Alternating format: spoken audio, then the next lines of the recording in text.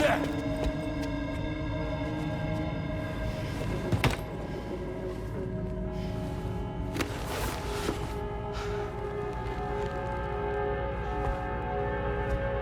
Who are you?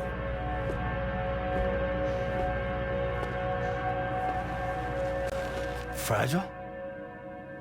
Were you cooking? What are you doing here?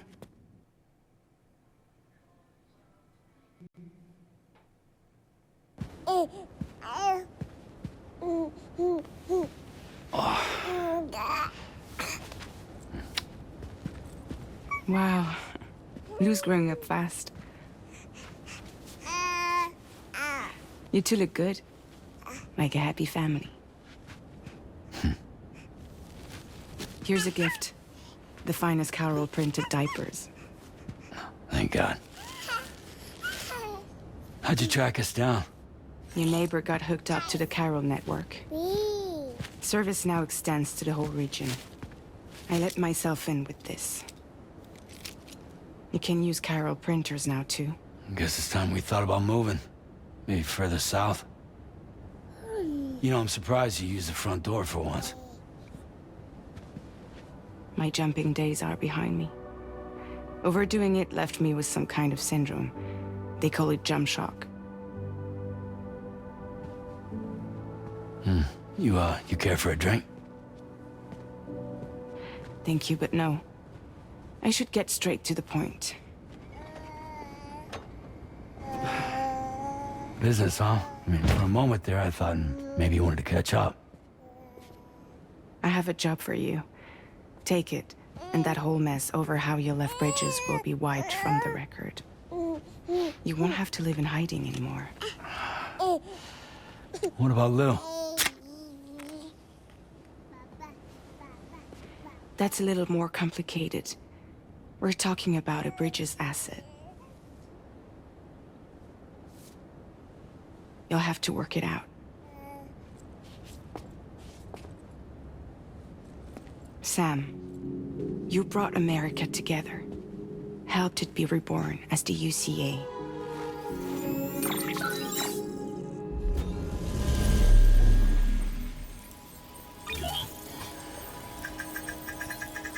But I'm afraid the death Stranding is far from over. Humanity is still in danger. Still on the brink of extinction. Don't act like you don't see it. A lot of things changed after you went off on your own. Especially within the UCA. Bridges no longer oversees the distribution network. They withdrew once things were up and running. So your friends and co-workers all went their separate ways. And that's not all. Die Hard Man is not the president of the UCA anymore. In case you're wondering who's handling distribution now, A Pass 4000 has revolutionized the whole process. It utilizes the Carol network to manage and carry out deliveries. Within network coverage, there's no need to rely on human porters anymore. And no need for Fragile Express, of course. So after I closed up shop, I went and started a new group. One that handles work in regions outside the UCA. We decided to call ourselves Drawbridge. And we still require the services of human porters that can work outside the network. Preferably ones with dooms who can sense BTs. Sam, I'm asking you to go to Mexico. To extend the Carol network to the south. Just like you did when you went out west. You're asking, or is this coming from the UCA? Both. The UCA came to Drawbridge, and now I'm coming to you. So, what do you say?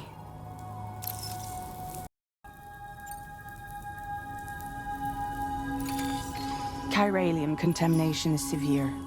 Some areas have it worse than anything you experienced back in the UCA. The timefall storms are growing more intense as well. And, as you can imagine, everything in their path is subject to temporal acceleration. Objects and structures degrade rapidly, while animals and humans grow old and frail in the blink of an eye. Timefall often precedes the appearance of BTs there too. So you should do everything you can to stay out of it as much as possible. There are many other dangers, though. The rivers can flood in an instant, and earthquakes happen daily.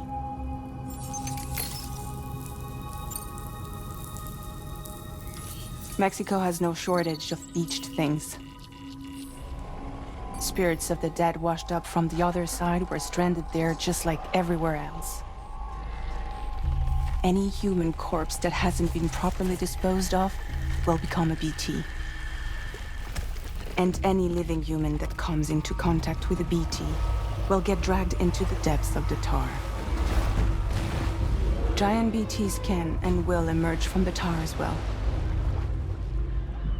And if they succeed in consuming a living human being, they'll trigger a void out, destroying everything nearby in a massive explosion.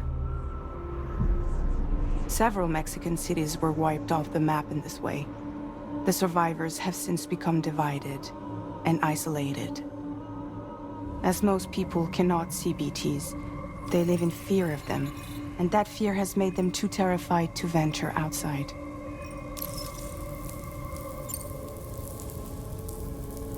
Seriously, why me?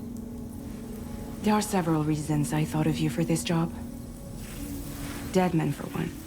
He's currently working at a lab in southern Mexico. I don't know the details, but the research they're conducting there is important. Very important. And there are certain things he'd like to tell you in person.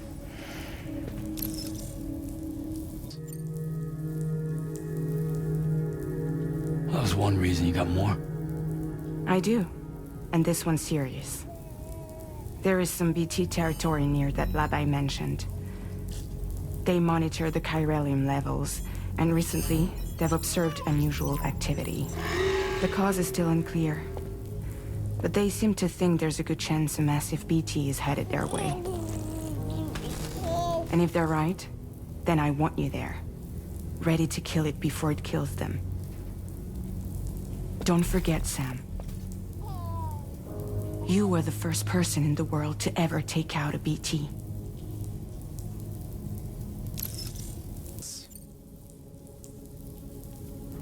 I guess that makes sense. But something's still bugging me. What? All this talk about extending the network into Mexico. Isn't the UCA basically expanding their territory? Taking control? Claiming it for their own? Sam, it's not like that. They're not trying to take over the world. They just want to link up new areas with the chiral network. Like the internet before the Death Stranding. Public infrastructure to connect people. Which is why, instead of turning to an established government agency like Bridges, the UCA contracted a private organization, like ours, who then decided to employ the services of a freelancer like yourself. So please, Sam, won't you help us out?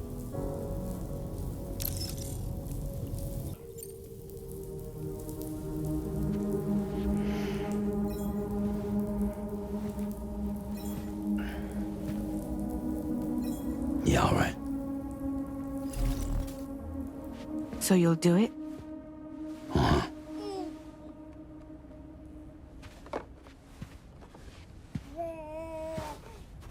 What about Lou, though? It's not like I can take my kid with me. If I do this, can you hold the fort for me while I'm gone? Play babysitter? We're inside the network. There's a child care app I can use.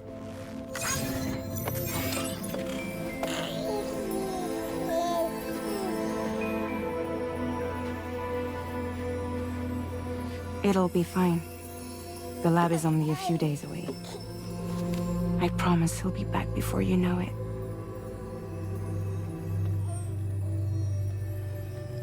Link up the region as you head south, and come home safe. We'll be waiting.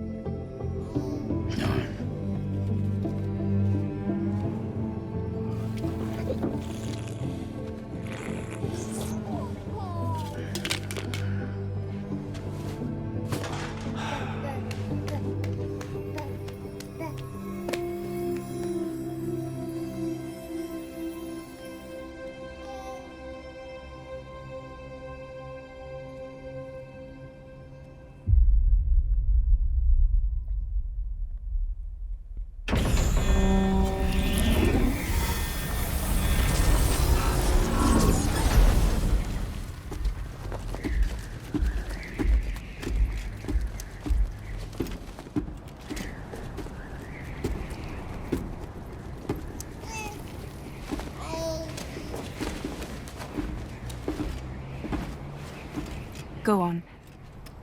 Slide it on your thumb. Like a ring?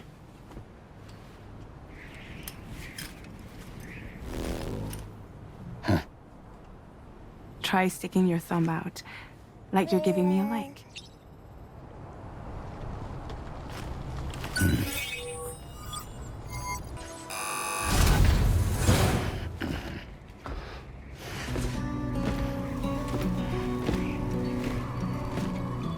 Latest model Cupid.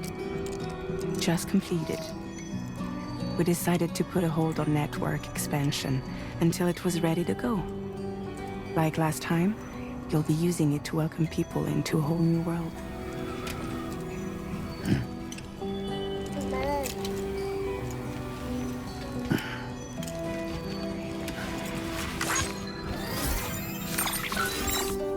It won't be any harder than before either. The Chiral network terminals are ready and waiting. Bridges saw to that. Emily's expedition split into two groups midway. The first continued west, while the second cut south into Mexico. But again, they were only able to lay the groundwork. Until you bring those terminals online with the Cupid, the network can't grow.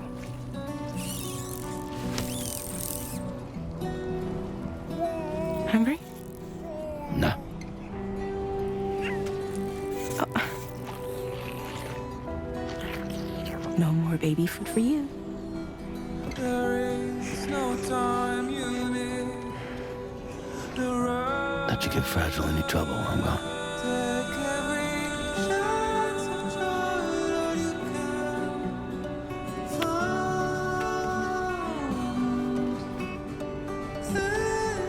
Don't you break my kid.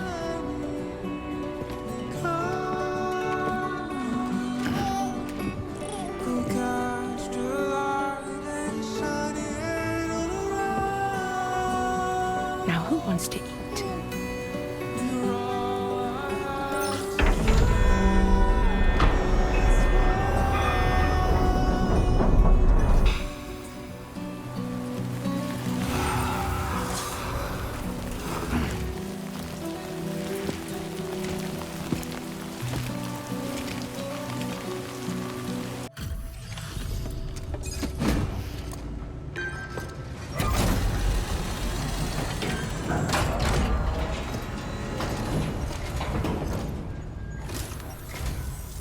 You must be Sam.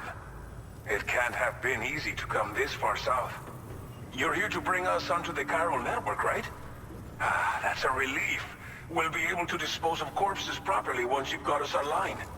That'll be one less thing for our residents to worry about. Anyway, I believe you have some cargo for me, yes?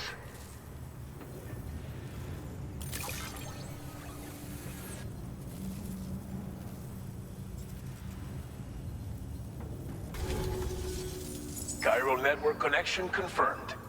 And now we can begin fabricating the latest corpse disposal equipment.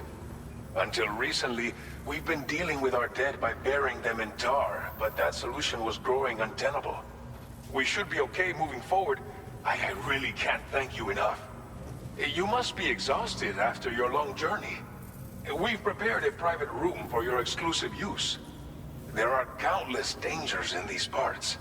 You should rest until you're fully recovered. Don't push on until you're ready.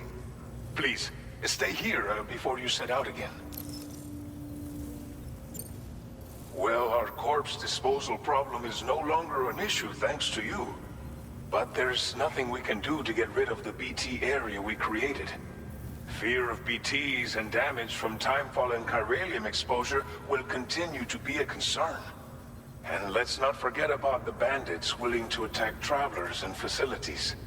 But so long as we remain connected to the network, we'll have access to new tools and technologies to help combat these threats. You brought us more than a connection to the outside.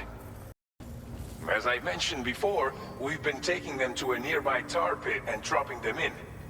Unfortunately, we took it too far. And it wasn't long before the whole pit turned into a BT area. In trying to prevent the emergence of BTs, we ended up facilitating their creation. And with the constant timefall in the vicinity, gyro contamination has only grown worse. All these problems have contributed to an increased suicide rate, which in turn has resulted in even more bodies that we've had no way to dispose of properly. But thanks to the chiral network, we can now fabricate the corpse disposal facilities that we lack. Everything's going to be all right. Thank you again for everything. I'll get started right away on preparing your next order for you. By the time you wake up, it should be good to go. You'll just need to access the delivery terminal here. I hope I can count on you.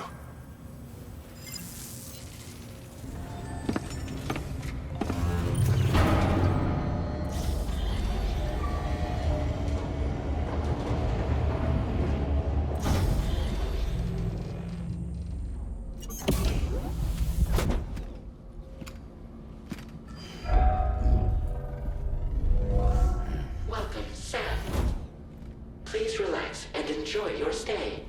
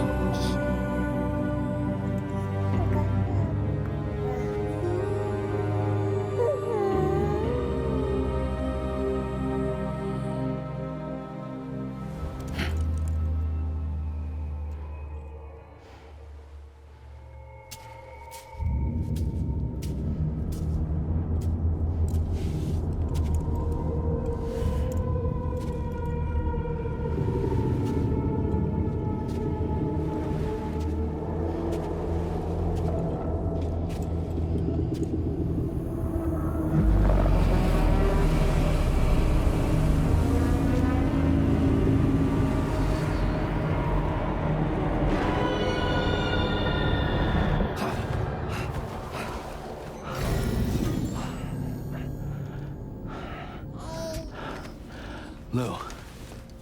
Are you alright? If you're worried about Lou, don't be. I'll admit, the stuff is pretty new to me, but the app has been a big help. Figuring out why a baby's crying, getting the milk just warm enough. It's had the perfect advice for every situation. Hi. So, How does it feel to be back in the saddle? Work's same as it ever was. It's the first time I've been away from Lo. We're fine. Trust me. Just focus on the road, okay? Yeah.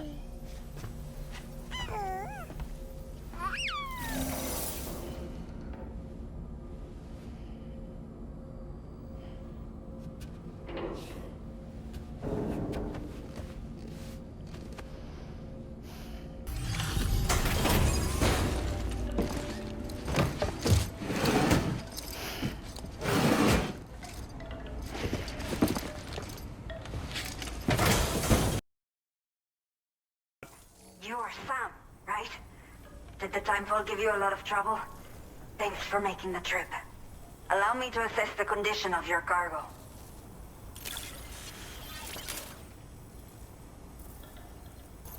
Time to connect the Cupid. Once we're part of the chiral network, we'll be able to use these remote medical units you brought. I can get myself checked out as well. We've all been looking forward to this. So go ahead and link us up.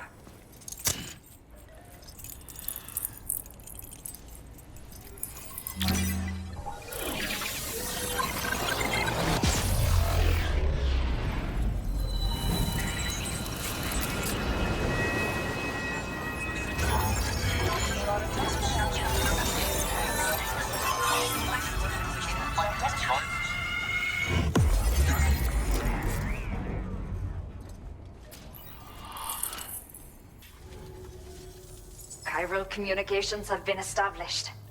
Now I can finally use one of these medical units to assess the condition of the child I'm carrying. I just pray they're strong and healthy. The elderly residents here will also be happy to receive proper medical care. Oh, seems like you should be capable of fabricating PCCs now as well. Probably thanks to the chiral network expansion and the resulting increase in total bandwidth. Of course, every additional structure will eat into that bandwidth, but there should be more than enough to support anything you build. Within reason, that is. There's one other problem we've been dealing with lately, though. It's not a critical issue, so I've posted an aid request with further details. If you're interested, you can check it out via your ring terminal. I'm not sure. I should have given birth to my child ages ago. But for some reason, the fetus seems to have stopped growing at 7 months. If something's wrong with my body, I can't tell what it is. And not knowing is driving me insane. But with one of our new medical units, I might finally be able to get answers. I want to believe I can still bring this child into the world someday. The only people that still live here other than myself are elderly. The last of the younger residents decided to risk it all and leave for Ciudad Nudo del Norte a while back. Too many bandits in these parts. Like the one I used to be. We took what we wanted and didn't care about anyone but ourselves. But after I got pregnant, I realized I could not keep living like that. Had to clean up my act. Start living for someone else. My friends didn't understand at all. So they ditched me. Left me to wander on my own. Until the people here agreed to take me in. Even though the poor souls are struggling with all kinds of health issues. That's why we put in the order for these remote medical units. Some of the cargo we had stored here was washed away during a massive flood. The water carried it into bandit territory, so we're in no position to reclaim it ourselves. I know this isn't the sort of thing a porter like you normally does, but if you're willing and able, please, check the aid request. All of the relevant details should be available for review on that ring terminal you're wearing. You can use it to confirm the cargo's location. So, if your travels happen to take you out that way, we'd really appreciate the help. A new order has just come through for you. Looks like the residents of the C1 South Distribution Center need you to recover some cargo from a bandit encampment and bring it to them. You can review the specifics of the order when you get around to accepting it. So once you're good to go, access the delivery terminal here to get underway. I'll share additional info with you as soon as you do so.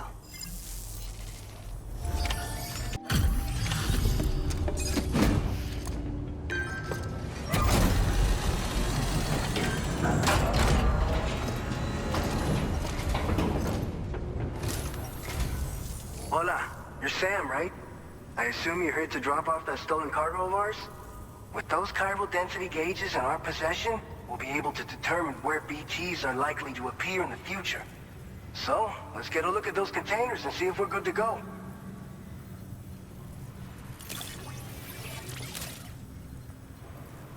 Looks like our chiral density gauges are just about good to go. So, let's see what that Cupid of yours can do.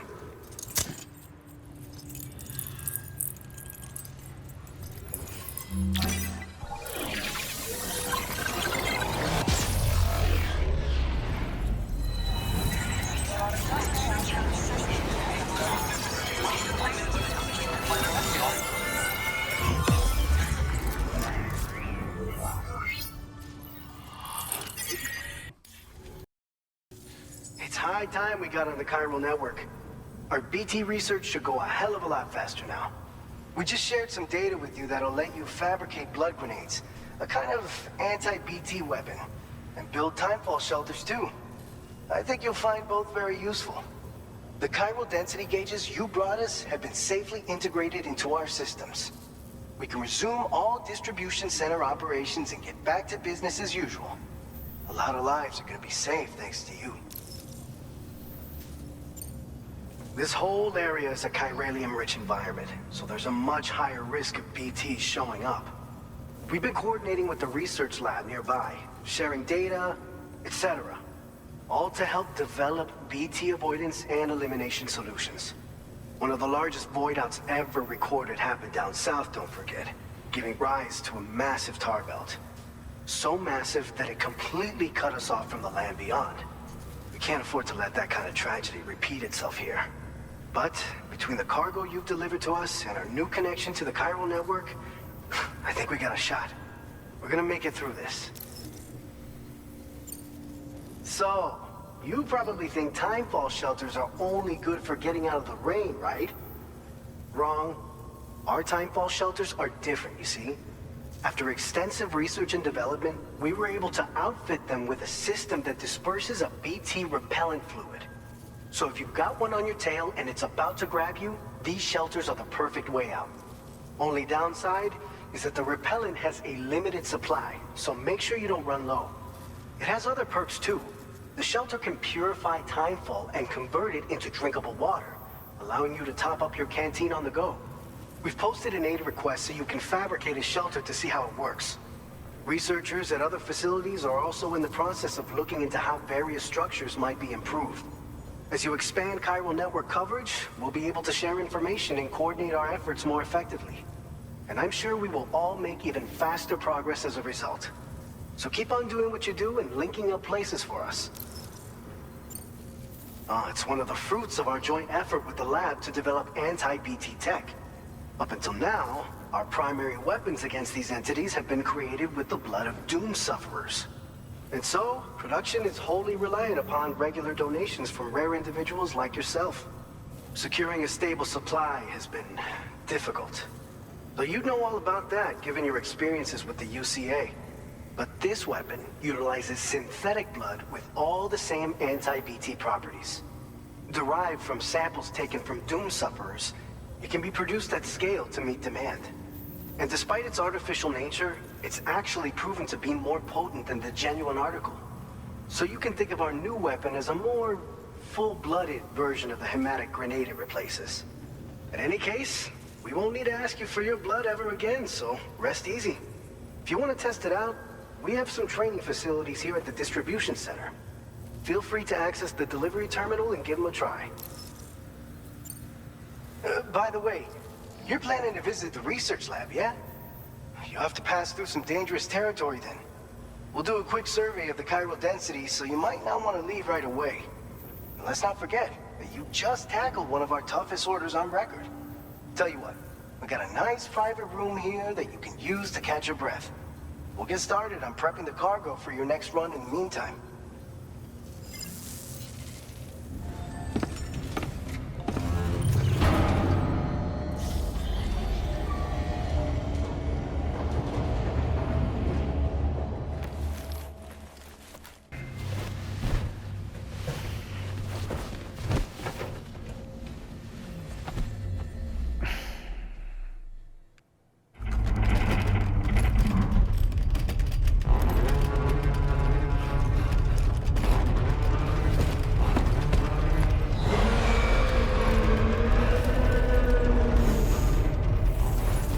Gatequake detected. Please seek shelter immediately.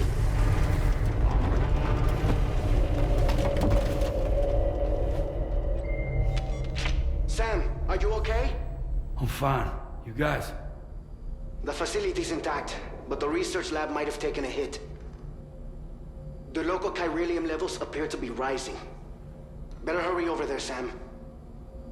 Head to the delivery terminal upstairs and check their order. Departing facility.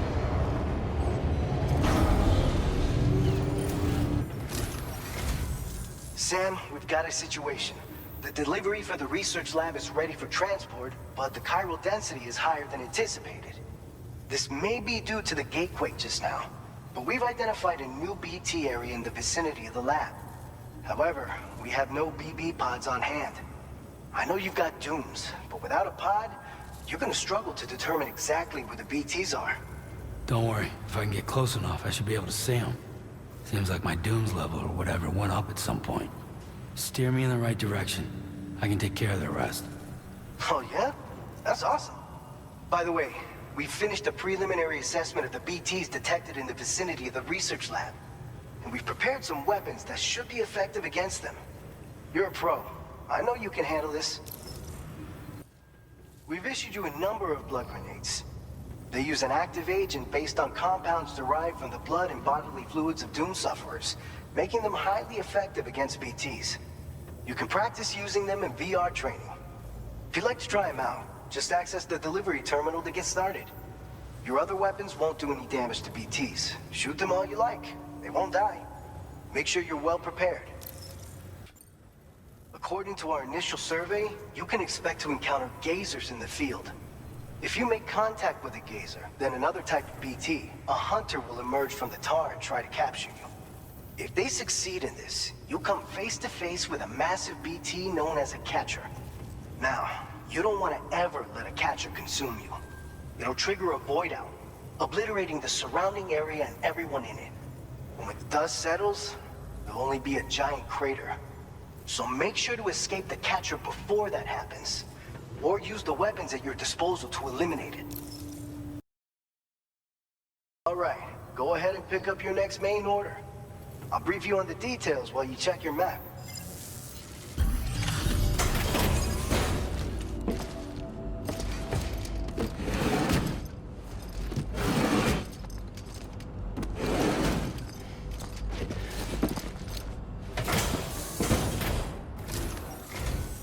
Long time no see, Sam. Though, having said that, I realize you probably don't recognize me like this. Anyway, why don't you let me take a look at your orders?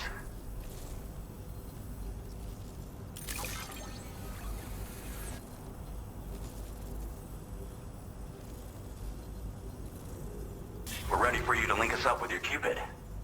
Once you do, you'll have fulfilled your objective of bringing the entirety of Mexico onto the chiral network.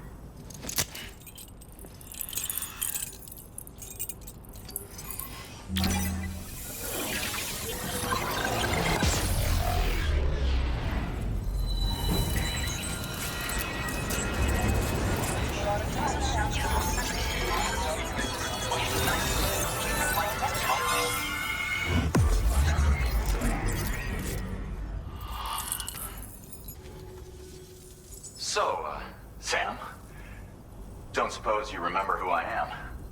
The name's Alex. I used to work at the weather station back in the UCA. I was a Bridges employee, reporting directly to Deadman. So, when I was offered the opportunity to collaborate with him here, studying the Death Stranding and BTs, I jumped at the chance. and here I am. And now, you're here too. You actually couldn't have come at a better time. Shortly before your arrival, chiral density levels started to climb, hitting significantly higher ranges than before. This kind of spike is indicative of an imminent giant BT appearance. I've shared with you some MP bullets that should be very effective against BTs. Because if a giant BT is on the way, then we're gonna need you to put it down. Well, the delivery you were kind enough to bring us contained a shipment of MP bullets that have anti-BT properties. This ammunition will turn your average assault rifle into a BT killing machine. You can also fabricate blood grenades if you want to keep a few on hand. Before you head back out, review your options and requisition any weapons you think you might need. We've set aside a ton of extra materials just for this purpose.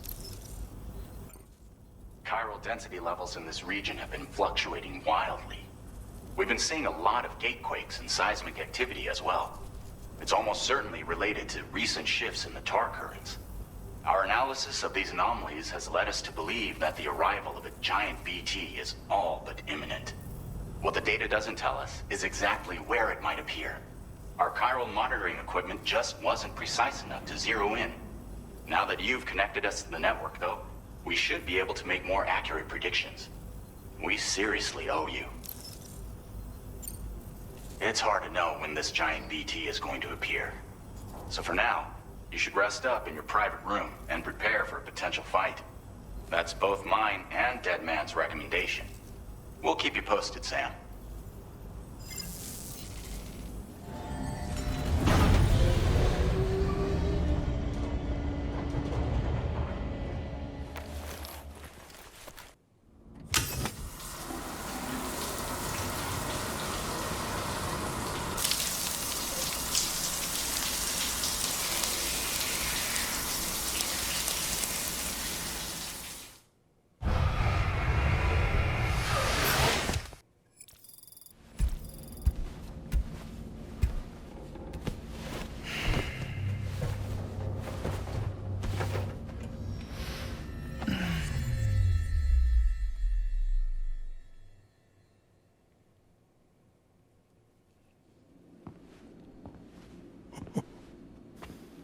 It's been too long, Sam.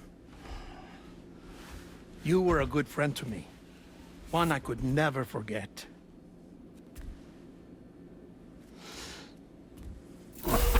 Which is why I took steps to ensure that this message would only play upon your arrival. The sensors were set to scan for your biometric data. A simple enough trick.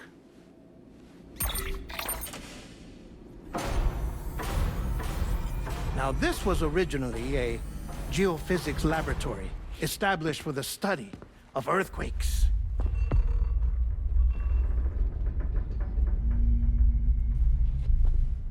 And for that reason, it holds a wealth of documentation on gatequakes, tar currents, and placates.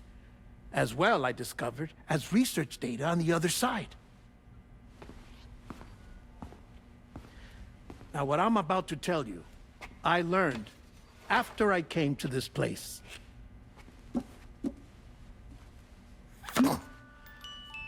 Imagine that this is the lab. Though it's relatively close to the northern tip of South America, the continent is entirely cut off from us by a tar belt. And so we have no idea what's going on down there. Nor do we know the state of any continent other than our own. The researchers here were trying to establish contact with the rest of the world. They were well equipped to do so, as the facility had once been used to launch research satellites.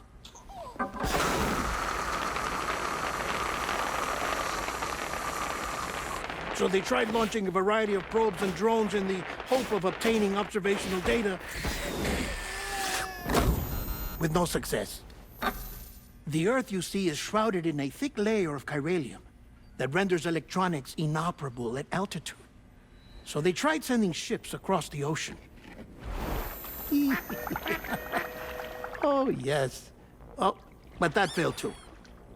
The high concentration of chiralium in open water proved too corrosive, invariably causing them to sink. But then the researchers found some rather rare birds on their doorsteps. Birds not native to the region. Nice birdie, nice birdie. And that, my friend, was just the beginning. Not far from the lab, they discovered a strange anomaly. Well, the surrounding area was heavily contaminated with chiralium.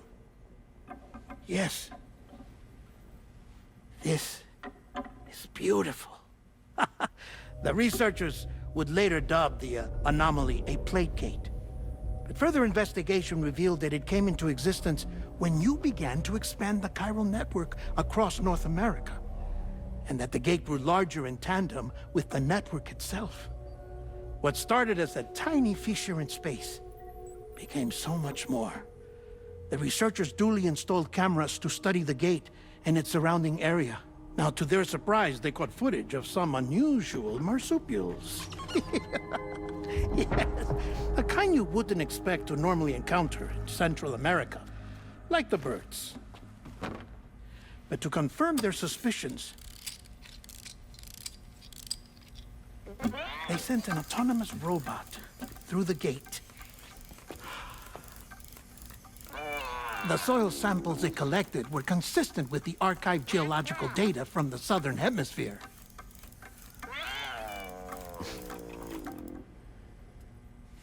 Not long after, several men and women came through the gate.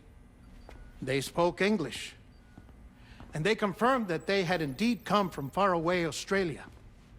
We finally knew the world outside North and Central America had survived. Ours was not the last bastion of humanity, but Australia had suffered the death stranding too. Undeterred, the researchers began working closely with Bridges and conducted a series of tests, paving the way for an expedition to Australia that would lay the groundwork for chiral network expansion.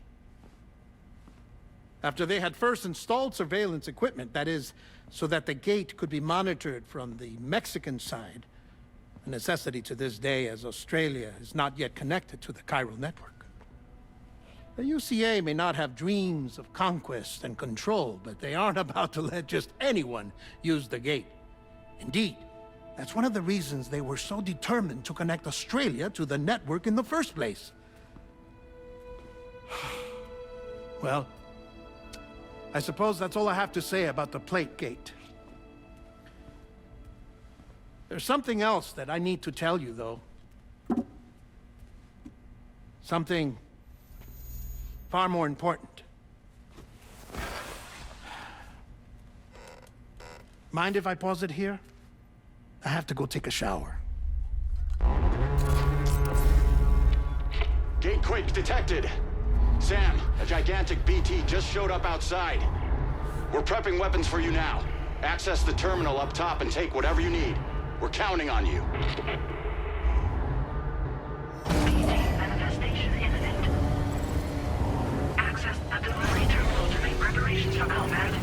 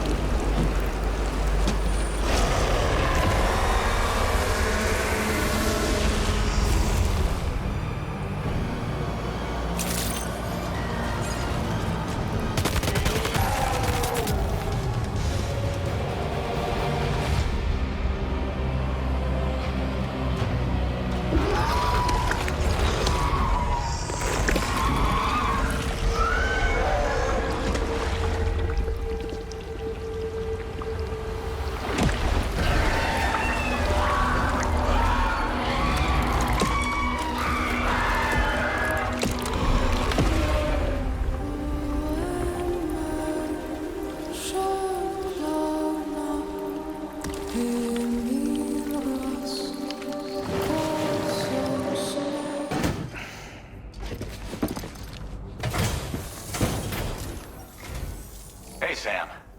I've been waiting for you.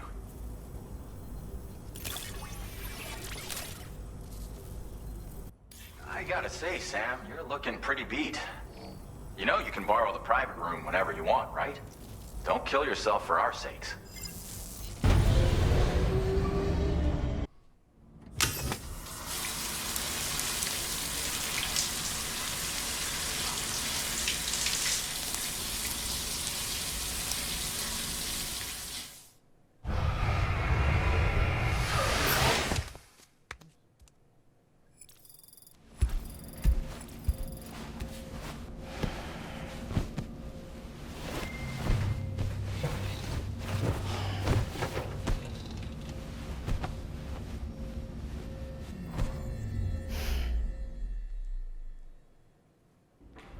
As I said before, there's something I need to tell you. It's about Lou.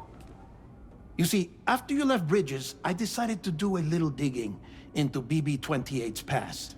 That is, Lou's. I found the BB decommissioning records. Now, according to them, BB-28 was flagged for disposal and subsequently incinerated 4 years ago, long before you and Lou first met. That's BB-28? This is the child officially identified as BB-28. But if you look closer, Sam, you see at once that it can't possibly be Lou. Right there at the elbow, where the birthmark should be. Nothing. Which means we have another BB-28 on our hands. The one with whom you memorably went west and back not so long ago. That is Lou. Per regulations, the serial number assigned to each BB was unique. No two units should have ever been assigned the same one. I've cross-checked the details with the most up-to-date entries in the UCA database. And indeed, there is no reason to believe BB-28 survived. All of which can only mean, Sam, that the bridge baby you carried with you on your journey across America, Lou, was never recorded in the official database. So, where then did Lou come from? Right now, your guess is as good as mine. But as worrying as that sounds, this could actually be to your advantage, since it's functionally impossible for the UCA or Bridges to track a BB of which they have no record. Which is lucky, because if they did know about a BB that could live and grow outside the pod, they'd want to secure it for study. So take comfort in the knowledge that they don't, that you're free, that you can bring up Lou in peace. How is it, by the way? The two of you living as a family?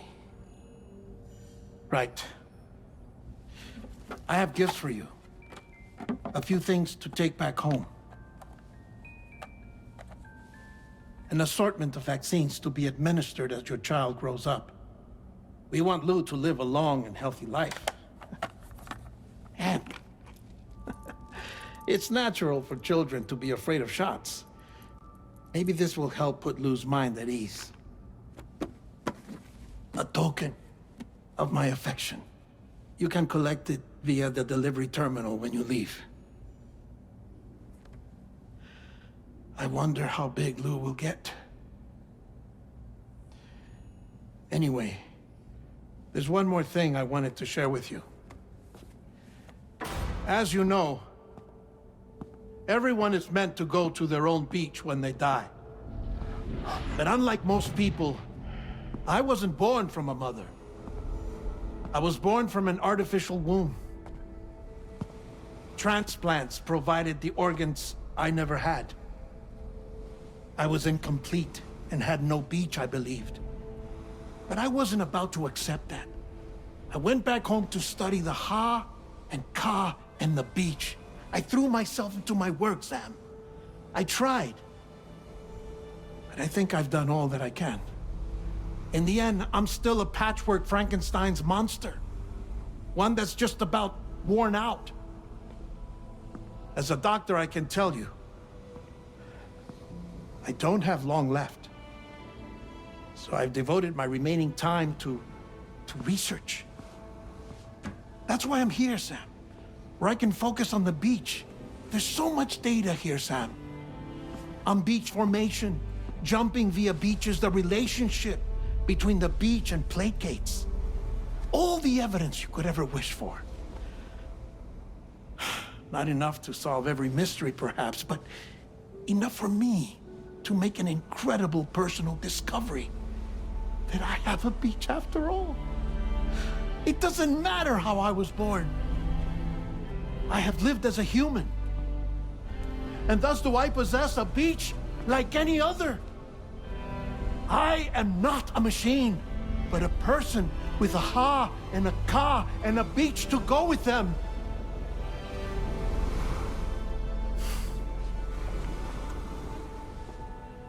Lastly, I have a confession for you, along with a heartfelt apology.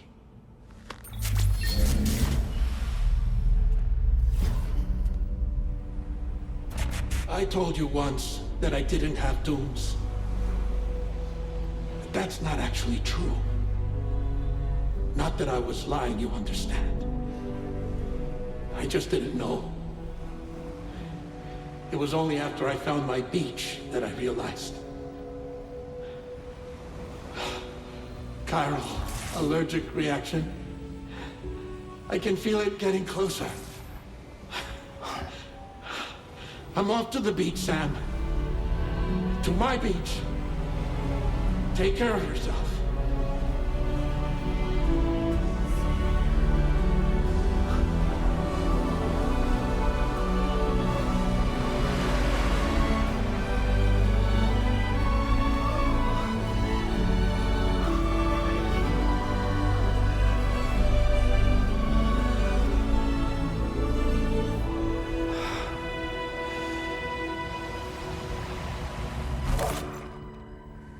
Sam.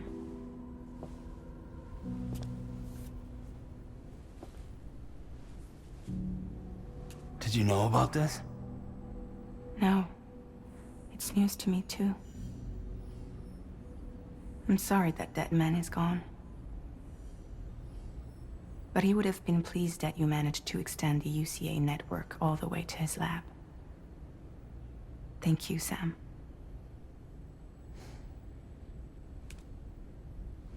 I guess I'm homeward bound.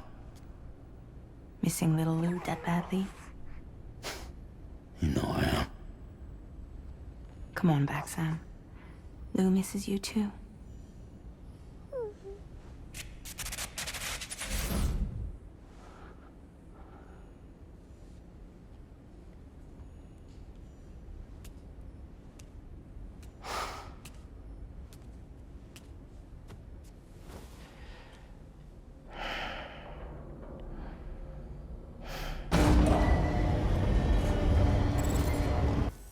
Hey, Sam.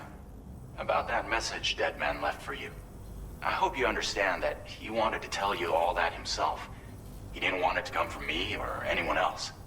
Naturally, we respected his wishes. We'll also be carrying on his research in his stead. I'm sure you will, but please take care of that last order he left for you.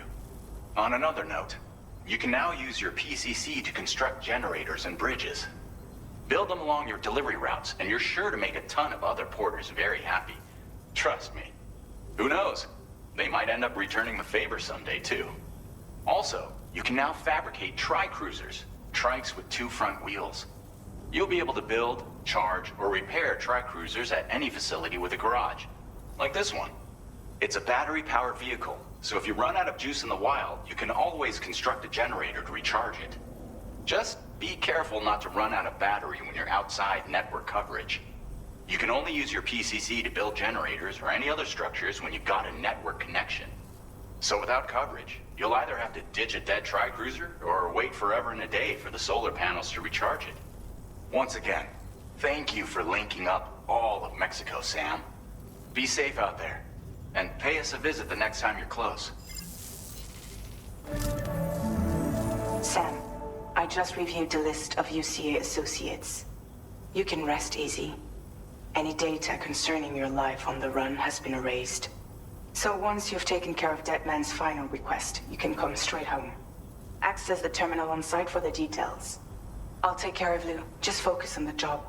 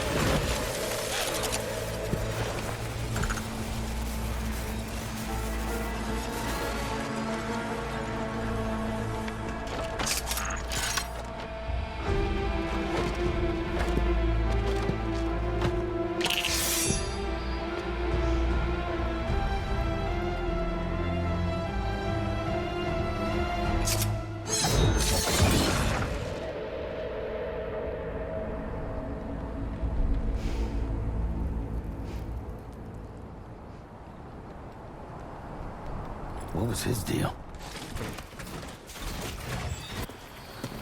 What the hell happened?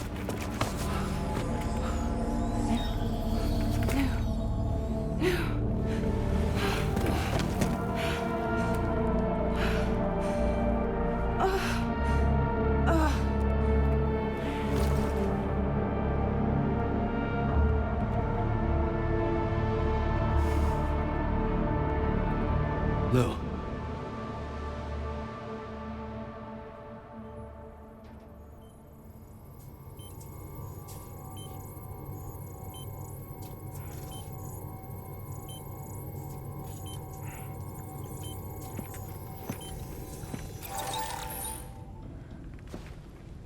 I patched you up the best I could. What happened to Lou? We were attacked.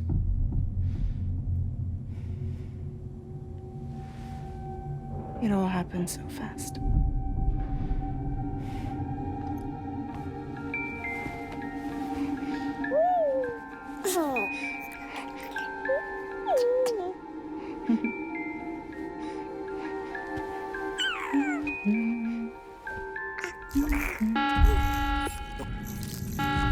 Intrusion detected. Intrusion detected. Level 5 alert. Multiple unidentified armed hostiles inbound.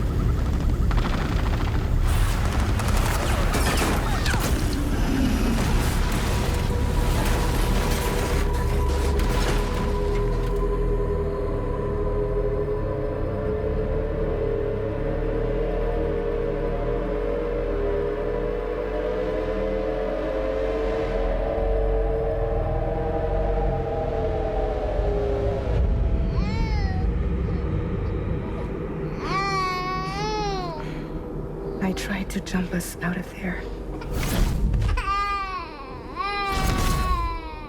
But I could only take my equipment with me. And I couldn't possibly think of Lou like that. There was no way for the two of us to escape together. The best I could hope for was to jump Lou out. Just Lou.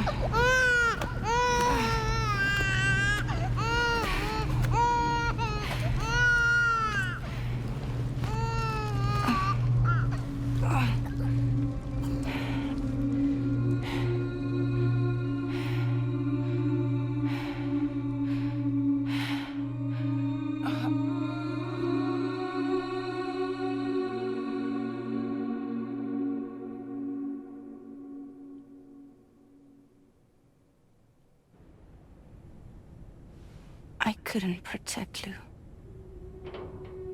I am so sorry. So sorry. I'm sorry.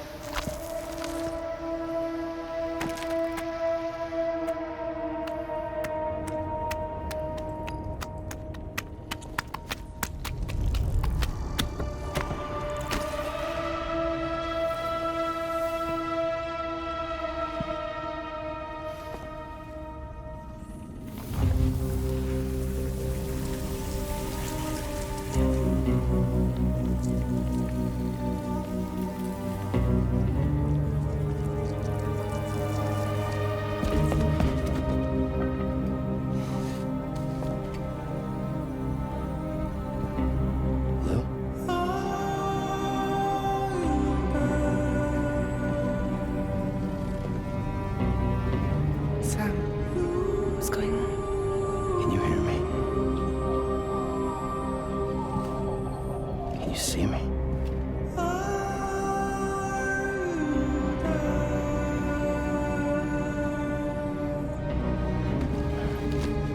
You can't.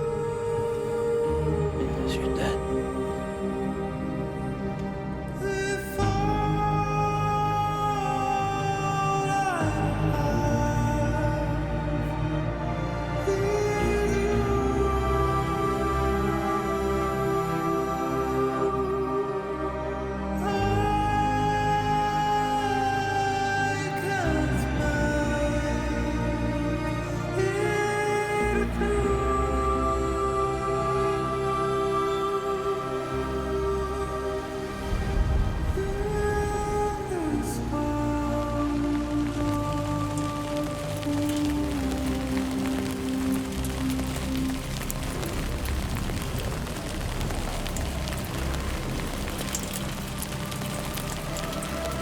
Lou?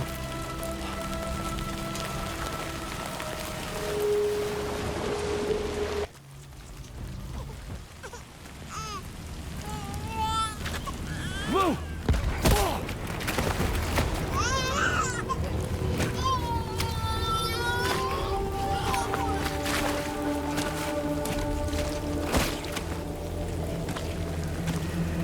There was no way for the two of us to escape together. Escape together.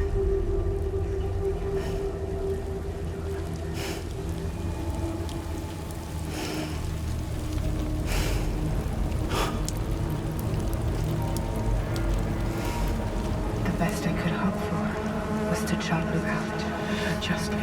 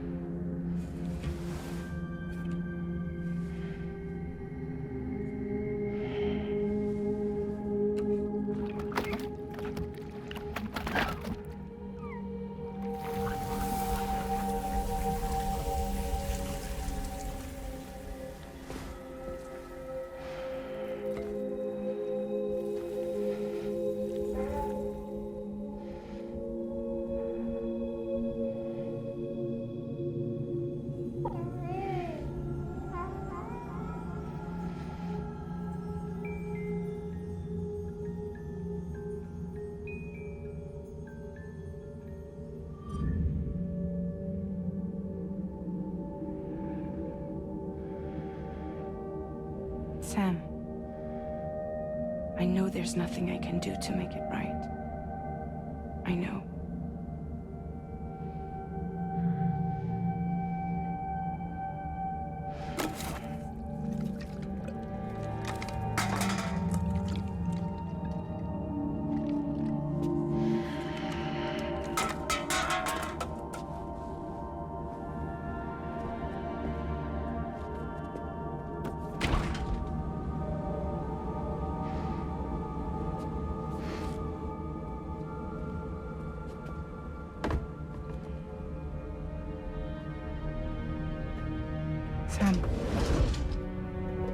hurting yourself. Please.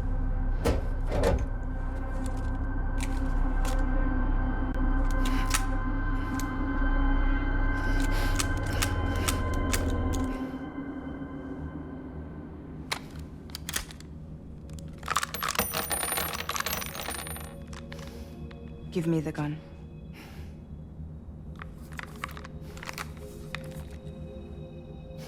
There is nothing left for you here. Nothing but sadness and regret. You can't go on like this. Come take a walk with me.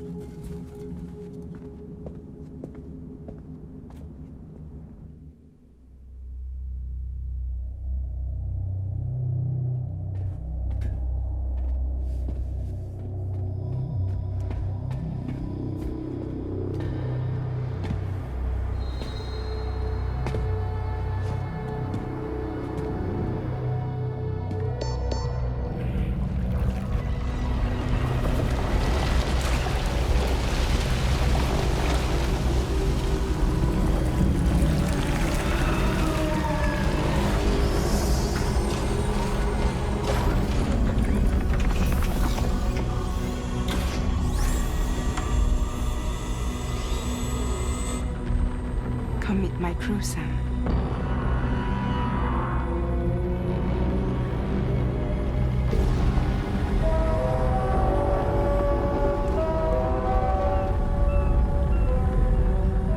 It's time for you to hit the road and start a new journey.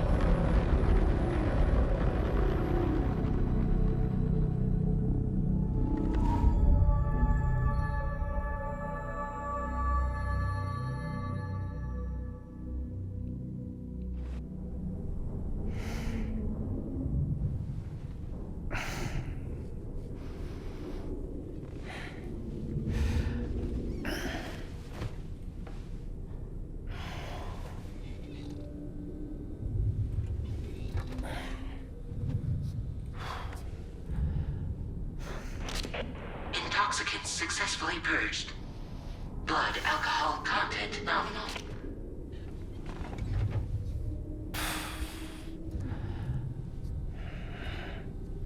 Well, it looks like someone needed a nap. Hope you like your new private room. Feel free to make yourself at home. Wait, hold up. Where's the pod? Where's Lou? Settle down, Sam. Lou's with me. You'll see us soon enough.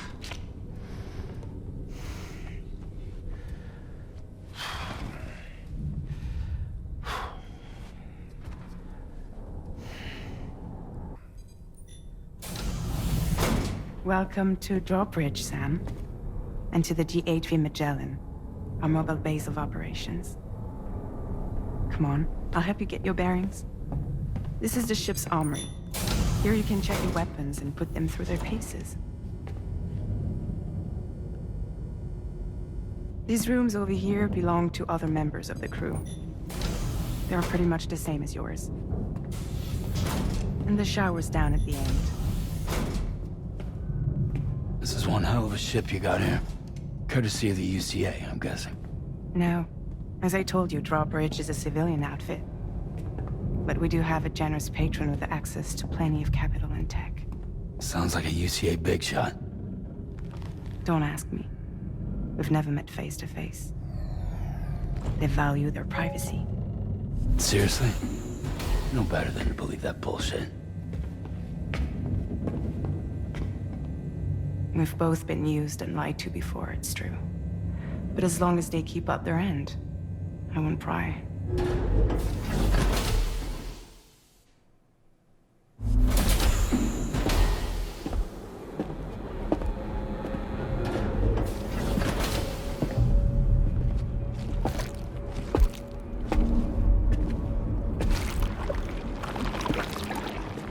This is the headquarters of our humble operation. The bridge of the DHV Magellan. It's always like this when the DHV Magellan's on the move. Meet Tarman, our resident doctor and geophysicist. He's also the captain and pilot, in case you hadn't noticed. And a fellow Doom sufferer. The nav console offers a direct connection to the tar cairns. The downside being that we all have to bathe in caralium. Happy to have you aboard, Sam. You'll have to excuse me if I don't shake your hand. You steer this ship solo? Yeah, though the computer does most of the work. So this is a submarine? Spot on. We dive into the tar and use it to travel underground. Just beneath the surface of the Earth, there are currents we can ride almost anywhere. So what's your role in all this? Me? I make sure Drawbridge's grand plans go off without a hitch. So you're the commander? That's right. These days I'm fragile in name only.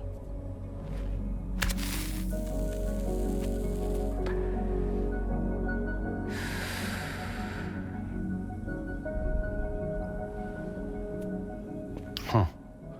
So where are we headed? At the moment, we're bound for the plate gate in Mexico. The one that you put on the network for us. Our destination is on the other side, Australia, which we've been asked to link up next. You know, the problem is, not everybody wants to be part of the UCA. That's not the plan, Sam. The UCA isn't looking to expand its borders. Just like with Mexico, they want to bring new regions into the network. That's our last, best hope of saving the world. Which is why we're here. Or more importantly, why you're here.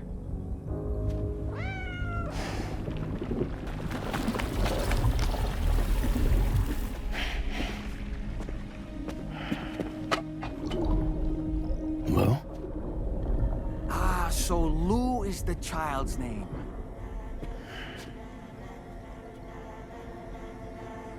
Hello? Excuse you. I too am a member of Drawbridge, believe it or not.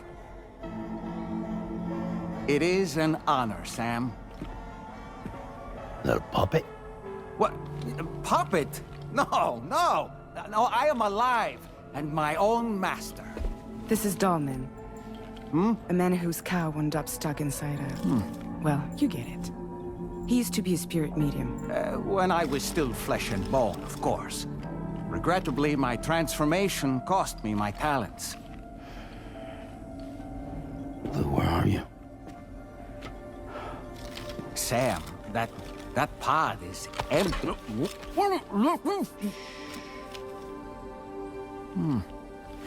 Oh. You know, no one should have to suffer such loss. I understand. Believe me, I do. Which is why, yes, I think you two should go on one more adventure. What are you talking about? Well, take Lou. Yes, and link up Australia together. Like you did before in America. I'm sure a lengthy journey will help you to heal.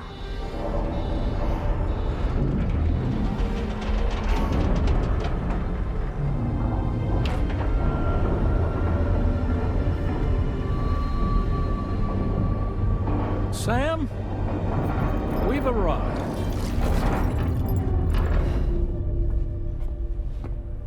In case you're wondering, my hand is traveling through the tar currents, which is lucky because that's what allows me to keep this ship on course.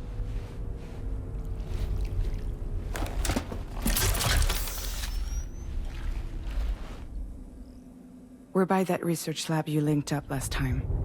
The DHV Magellan can travel to and surface anywhere, provided it's within network coverage. A genuine mobile base of operations. Still not fully equipped, though. It doesn't have any proper guns. Need to fix that at some time. Anyway, the DHV Magellan's here to back you up. As always, you'll be the one leading the way to expand the network. We'll be right behind you, providing you with support. Just so we're crystal clear, Sam. Our mission is to connect the whole Australian continent to the existing chiral network here in North America. from halfway around the world. How are we supposed to do that again? By using the Mexican plate gate. One you already put on the grid, remember? To get started, all you have to do is cross over and connect your Cupid to the nearest Chiral network terminal. As you extend coverage, we'll move the DHV Magellan to keep up. And you'll of course be traveling with your child. I mean, that's what Lou would want, right? A grand new adventure with Daddy. I'm excited for you. Go and get your gear sorted. We'll be waiting.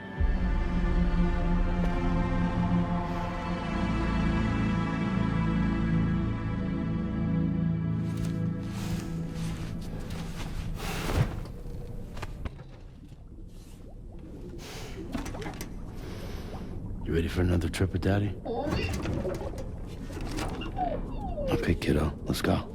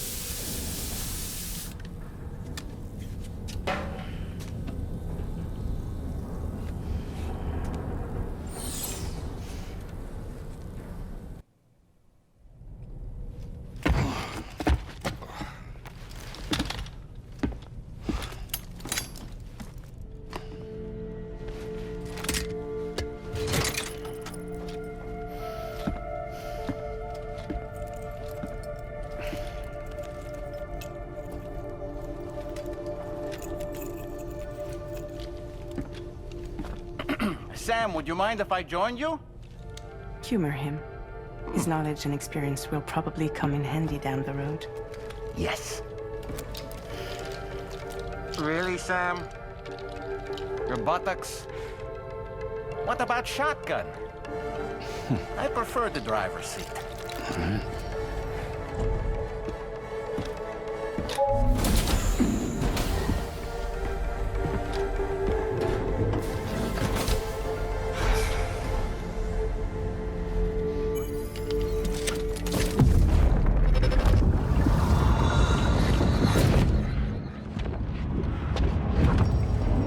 You have a choice!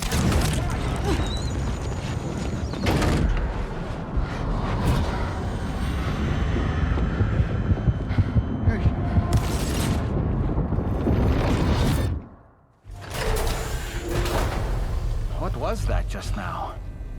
You saw it too, huh? Let's just say it's nothing new.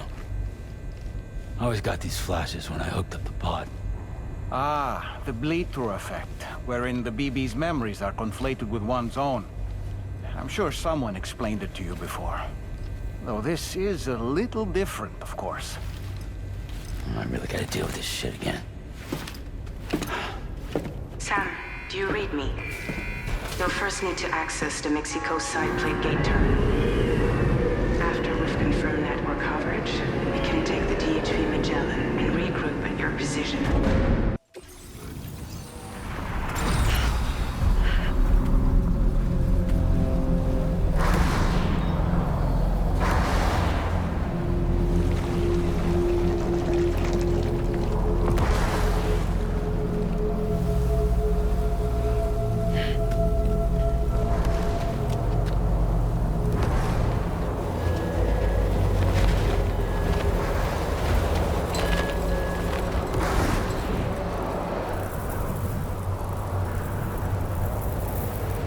What's the deal with them? I've never seen them before. They almost look like they're on a pilgrimage. They can just waltz right through the gate like that? It would seem so. Once you extend coverage into Australia, the Chiral network should afford us some additional security. Or at least allow us to maintain a record of whoever uses the gate. It bears repeating that the UCA does not intend to restrict access to it. They only want to ensure safe passage for everyone traveling between the continents.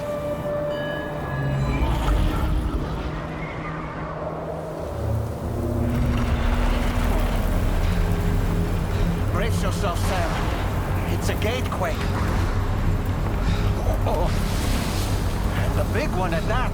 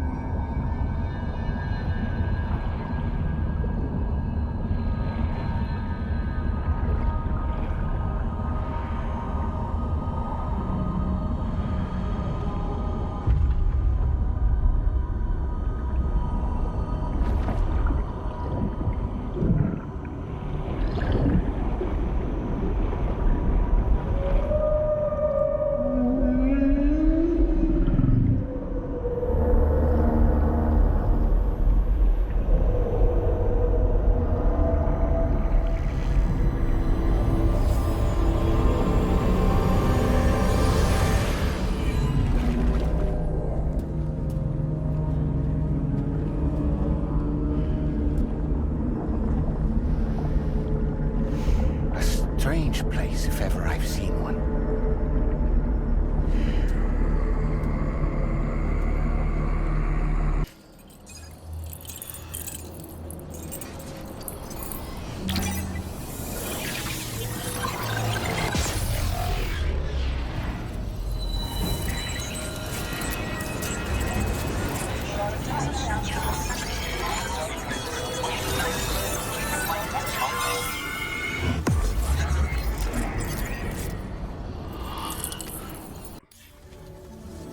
Thanks again, Sam.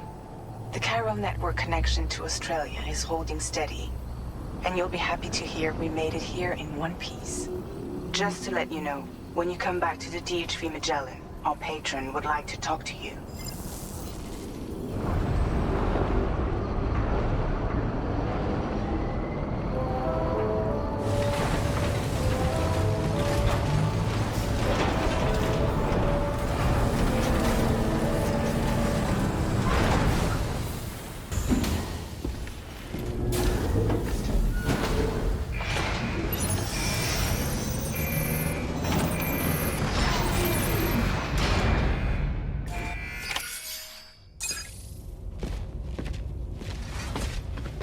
Thank you, Sam. I'd like you to meet someone.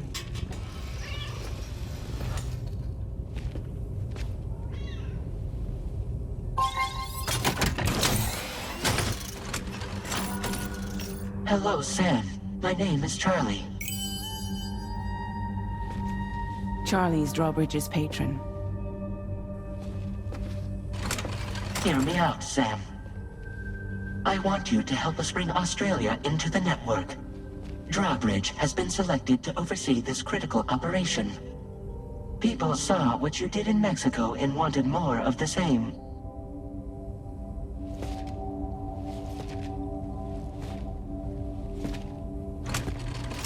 What are you trying to pull?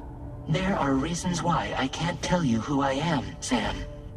But to be clear, I'm not APAS, nor am I your enemy. What, you think I'm just gonna trust the words of some faceless mannequin? I need you to trust me. I'm the one paying for the ship and this whole operation at considerable personal risk. Nah, I want to see a face, or no deal. A face? Very well. Since you won't take it from me, maybe it should come from someone you know. How's this? Pick one of your old comrades, and I'll speak to you with their voice. Who would you like? Who would you trust? Call me dead man. I'm well acquainted with the dead.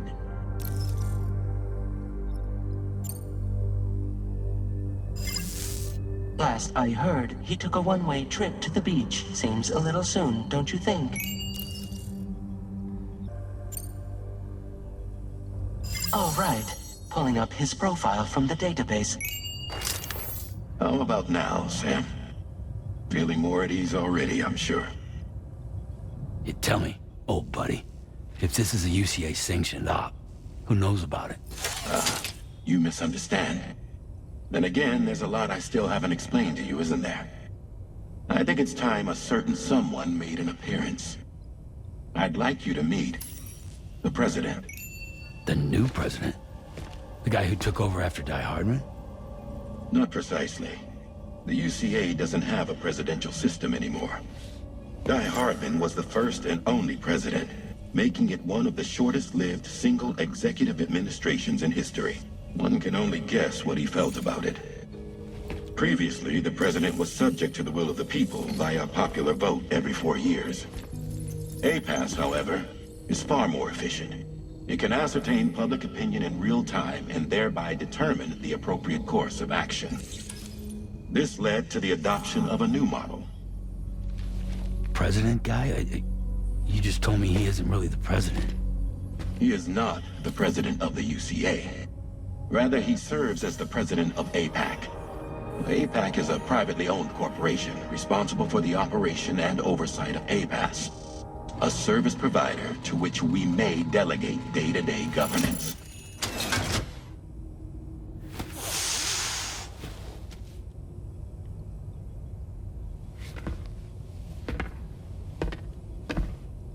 Your performance in Mexico was exemplary. We cannot thank you enough. Well done. Truly. I firmly believe that the only ones capable of expanding the network into Australia are those who helped establish it here at home. That means you, Sam. And you too, Fragile. APAS has determined that you have the highest probability of success in this endeavor. APAS and the chiral network are all built on UCA tech. If you expand their reach beyond our borders, then you're expanding their influence as well, aren't you? A valid concern. But it wasn't the UCA that made the final decision. It was APAC, a private corporation. The UCA has no involvement whatsoever in this matter. Sam, it may interest you to know that linking up Australia will also serve a greater goal. You see, the plate gate that connects North America and Australia only matured after you united America with the chiral network. On that basis, we believe that a new gate will manifest somewhere within Australia once full chiral connectivity is achieved. At that time, APAS should have sufficient data to calculate the location of other points of connection between continents. With this information, APAS can then proceed to extrapolate the positions of these landmasses. In other words, this mission is not just about linking up a single continent. By connecting Australia, we will be one step closer to reclaiming a pre-Death Stranding world where everyone is part of a greater whole. I hope my answer alleviates your concern somewhat. Guess so. Tell me, though, who's Charlie to you? He may speak for me as necessary to ensure the operation proceeds according to plan. Our corporation, however, will calculate what factors are essential for your success and will provide you with direct support. Welcome aboard, Sam. Charlie, we'll take it from here.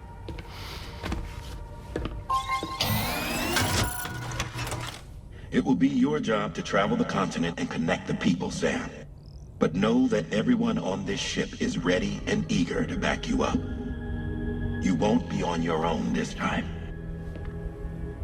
So, you're gonna do it?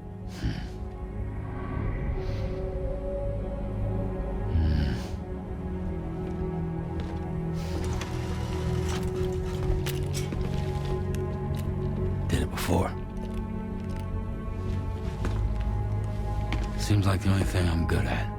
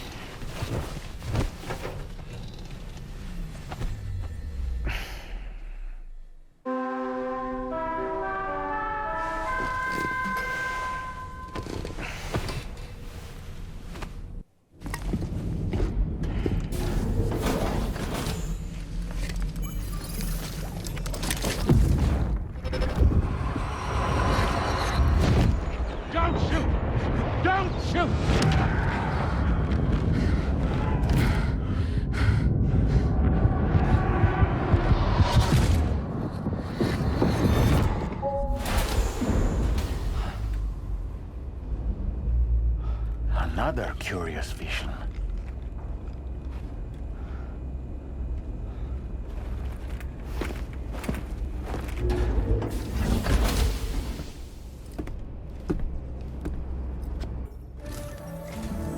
All right, Sam.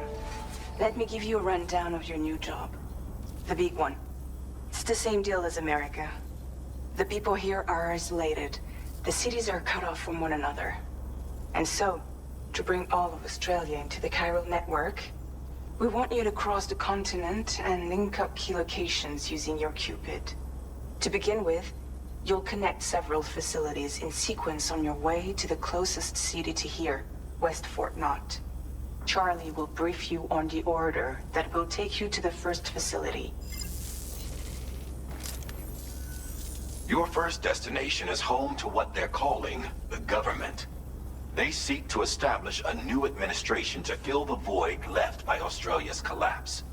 As the concept of formal governance is a distant memory to most, they opted for a simple name.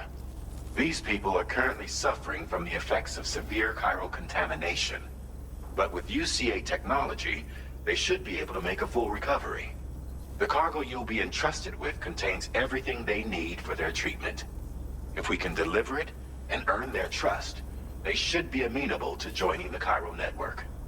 Needless to say, it's their business to know the current lay of the land, and we would benefit from their support.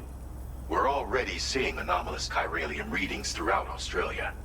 There's even a BT area not far from where we are now.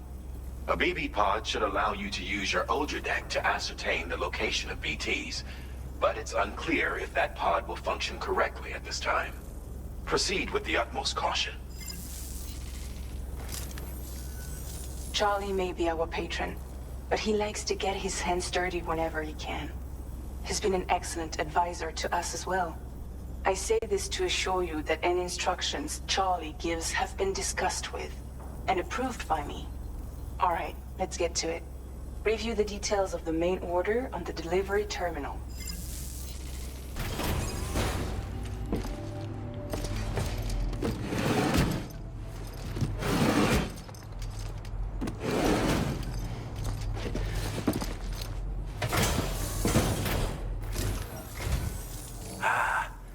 You're that bloke with drawbridge, aren't you? So you really came, eh? Cut straight through BT territory just to bring us our cargo. That's quite a feat. Been waiting a long time for someone like you to show up. Let's see how well you were able to handle our delivery.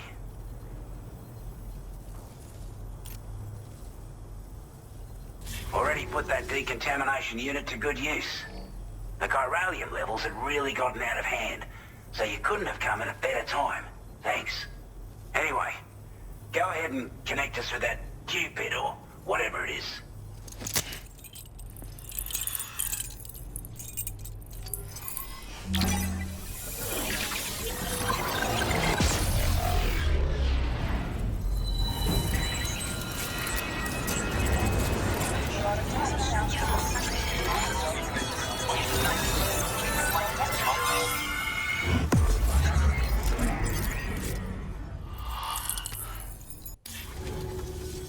A chiral communications transmission.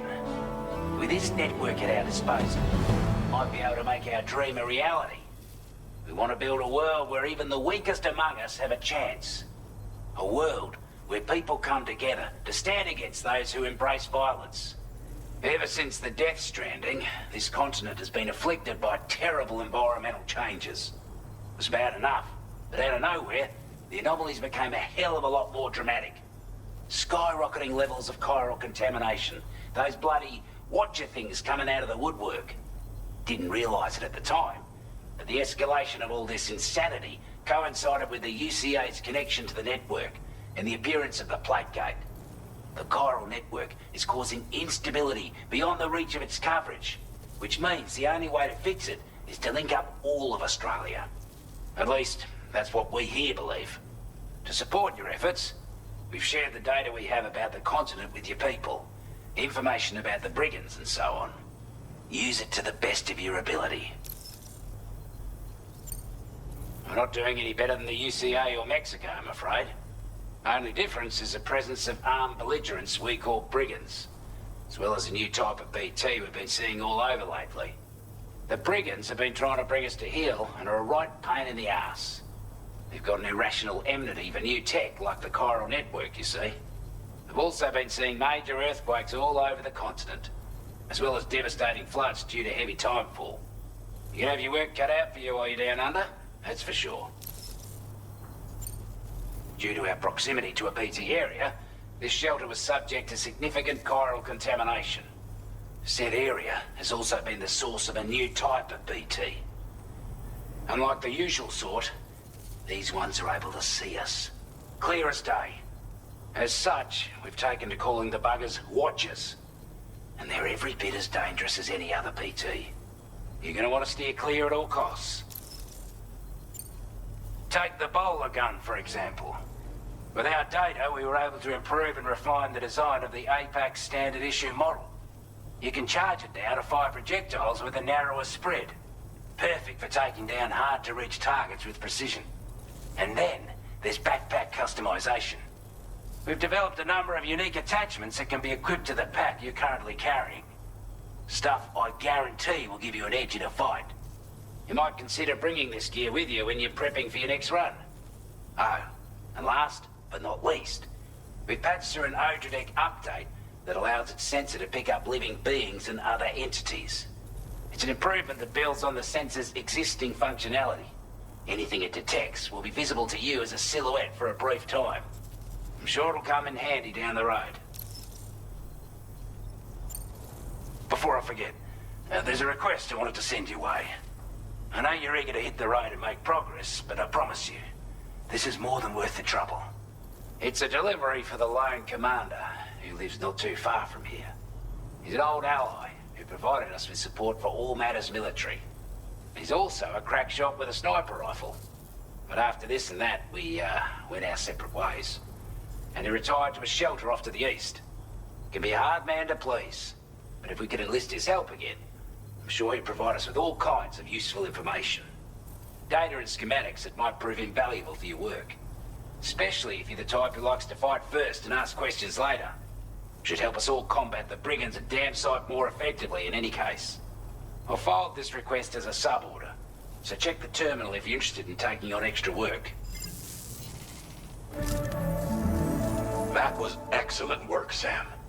With the government now part of the chiral network, we've successfully completed the first step in our journey to connect all of Australia. I want to thank you for making this possible. Well done. To extend network coverage as far as West Fort Knott, our next order of business will be to link up the Western Environmental Observatory. The associated order is ready for you. This one may well place you in considerable danger, so be sure to take extra care when selecting your equipment. Access the delivery terminal here to pick up this main order and get underway. Have a go at that. You actually managed to bring it back, did you? I'm genuinely surprised. Let me get a closer look at it.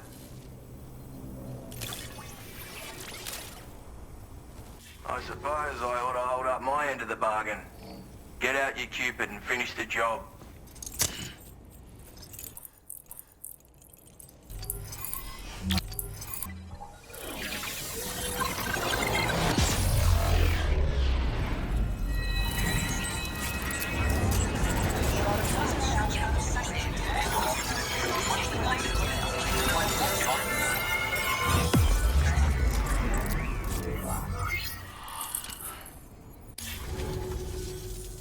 So this is what it's like being all hooked up and wired in. At any rate, looks like the schematics for my trusty shooter and darling little smoke grenades are in your hands now. The former's a custom design of mine.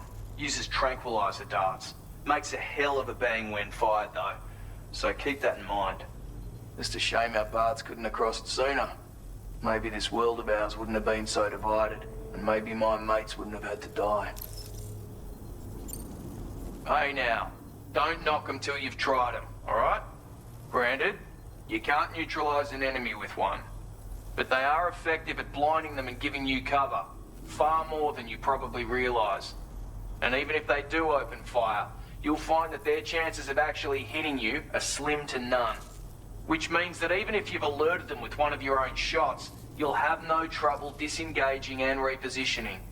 Properly utilized, they're a great tool for disrupting enemy attacks and buying you room to regroup. Furthermore, if you happen to have a sensor or something similar on hand, you can use it to track enemies through the smoke, making things pretty one-sided. It's like shooting fish in a barrel.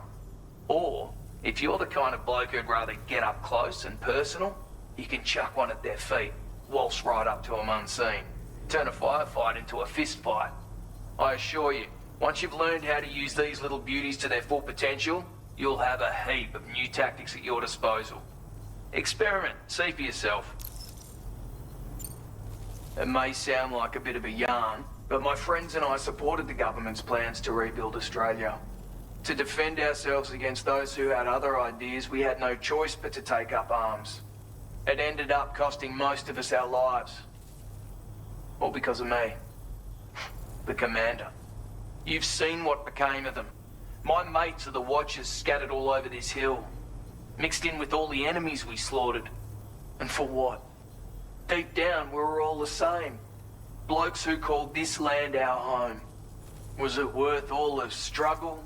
All the bloodshed? For the world we shared to be reduced to this? So, I left the military behind. Decided I had to go it alone. I had to figure things out. Were we all just doomed to die and become Watchers? Was that the only way for us to come together? Now fuck that. There was another way. Before it all went to hell, we should have tried to find common ground. And now, with your chiral network, that might finally be feasible. Working with the government too, maybe. For all that and more, I hope you don't let me down. My sniper rifle. It's configured to fire tranquilizing rounds. An ideal choice for those who prefer to get the job done without undue bloodshed. Bit of advice though. Make sure you engage your enemies at a healthy distance. It's not a silenced weapon, so fire too close and they'll be all over you before you have time to react. And don't think about taking a shot until you've planned your next move. Any sniper worth their salt stays mobile, constantly securing new vantage points to evade detection. And always remember to account for bullet drop when shooting at extreme ranges. In a nutshell, you might need to aim at a point a notch or two above your target, depending on the distance. And finally, you want to hold your breath to steady your aim before gently pulling the trigger.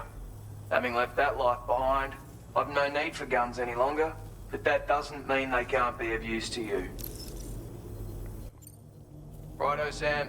I know you got places to be, but an order just came in that caught my eye. Seems our friends over at the government shelter might be in a bit of strife. If you're willing to look into it, you can review the details by checking the sub-orders on the delivery terminal here. Might be a good occasion to fabricate a sniper rifle with the data I just shared, if you take my meaning. Anyway, think it over, would you? You a Porter? Those brigands, are they all gone? Wow, this is a relief. I was beginning to think I was done for. Give me a moment to confirm the order details. Go on, use your Cupid to get us online. Quickly now. I'll feel a lot safer once we're all hooked up.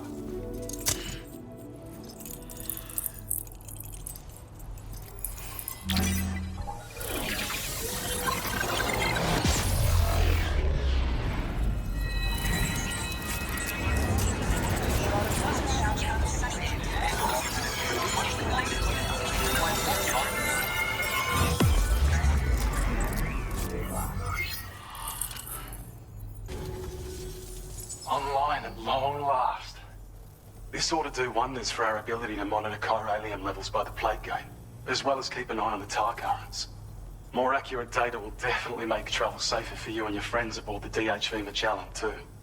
Ever since the plate gate appeared, we've been seeing increasingly dramatic anomalies all throughout the Australian continent. Some theorize that the UCA's connection to the chiral network destabilized all areas with our coverage. But what's done is done, though. Our best bet is to follow suit and connect Australia, too. It may also serve you to know that there are 4 environmental observatories, including this one. If you can bring them all onto the network, we're confident we'll be able to calculate where and when the next plate gate will appear. Anyway, you should already have access to the data we designated for you. Now, if we could only manage to get that old road patched up and usable. Well, there's our schematic for an MP shell variant grenade. MP shells explode on impact, and are non-lethal munitions that can not only incapacitate humans, but also deal corrosive damage to mechs. And while they're not as effective as blood grenades, they can definitely hurt BTs too. In any case, you might want to keep a few stashed in your grenade pouch at all times. We've also shared data for a grenade pistol. While it's only good for a few shots, this gun lets you fire MP shell grenades as projectiles. Its small profile means it packs easily as cargo and won't get in the way. Naturally, it'll fit snugly into any handgun holster as well. Our last contribution is the battle skeleton. Like other skeletons you may have used, it increases your maximum carrying capacity and movement speed. This particular model also provides additional protection. However, when you boost it to move faster, or whenever you benefit from its damage reduction capabilities, it'll consume battery power, so make sure you have enough to spare. If you find yourself running low while on the road, you'll need to use a generator or borrow a private room somewhere to recharge. You ought to take one out for a spin. It once ran through this region. Saw quite a lot of traffic from what I hear. If you scrounged up enough materials to keep the autopaver fed, you could make it just like it was back in the old days. But it's not like we have everything you'd need just lying around. Restoring roads is a massive undertaking, to put it mildly. Having said all that, east of this facility, you'll find the Smoke Hill mine. Get them operational and processing ores again, and you should have no trouble securing the requisite materials. I've posted a sub-order for this task, so take it on if you're interested. We can't thank you enough, Sam. Before you go, you've been getting a lot of praise for all your hard work. And in recognition of this, it seems you've been officially cleared to take on standard orders. Between the harsh conditions and the violent outlaws, there are fewer and fewer folks willing to serve as porters these days. But there's no shortage of people who need help. So I encourage you to take a look if you're interested. You can review the available requests by bringing up the list via your ring terminal. You'll find a new sub-order too. We need someone to restore the mine. Bet you could benefit from having it operational as well. Anyway, thanks again for going above and beyond. Best wishes and safe travels to you, my friend. That's some good work, Sam.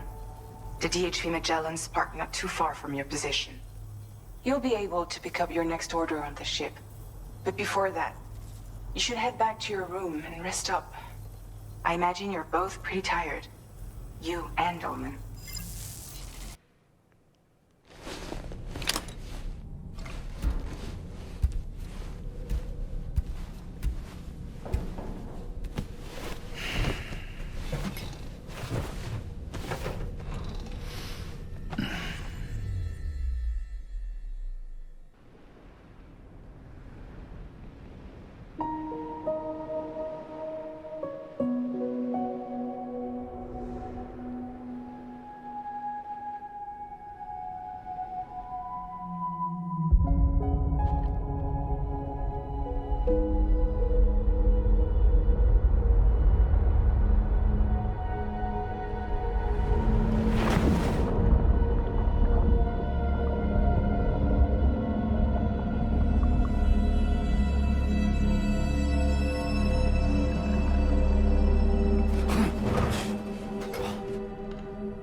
You all right? You were talking in your sleep. Kept repeating the name Amelie.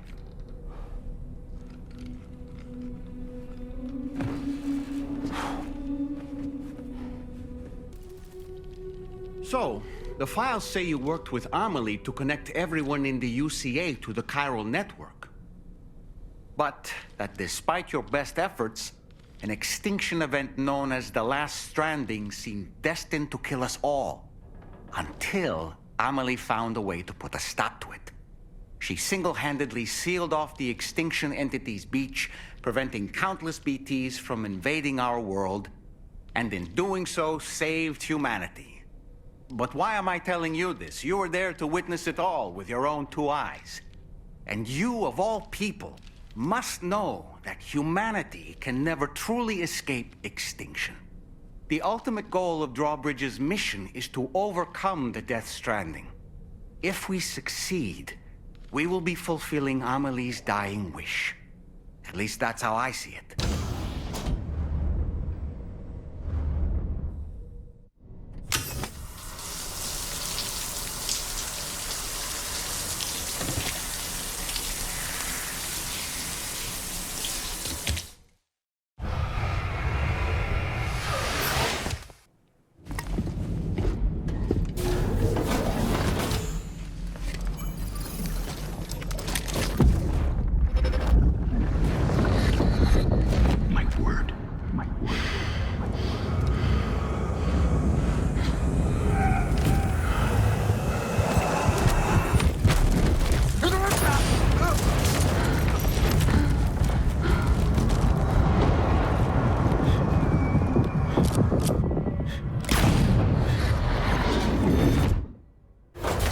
Are you all right, Sam? What was that just now? Did something happen?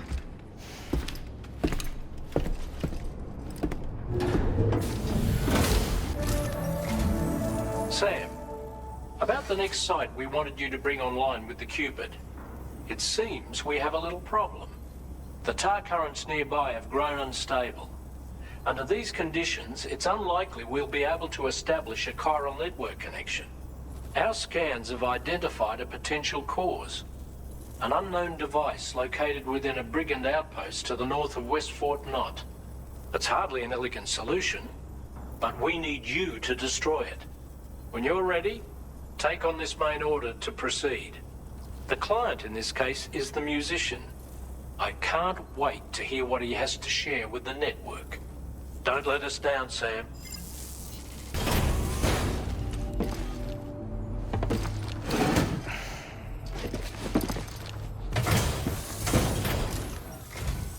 Oh, hey, it's you.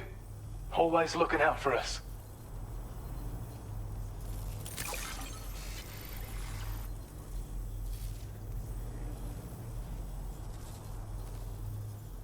I've shared data with you for an electric shock absorber you can attach to your backpack. While equipped, it'll reduce the damage you suffer when struck by electrical attacks. Even better, it'll also harness some of the juice to recharge your batteries. Goes without saying, that could come in very handy. Be sure to give it a try sometime.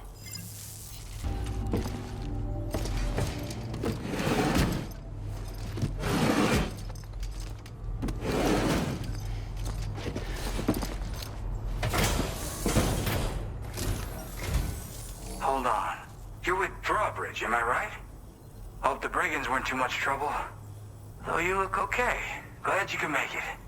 All right. Let's take a look at this cargo of yours.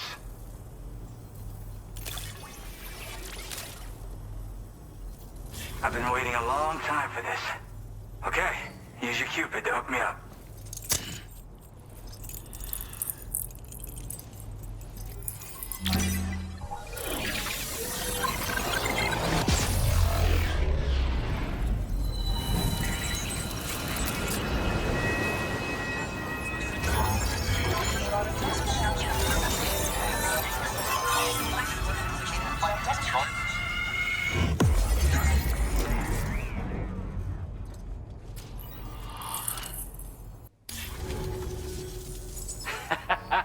This is really something.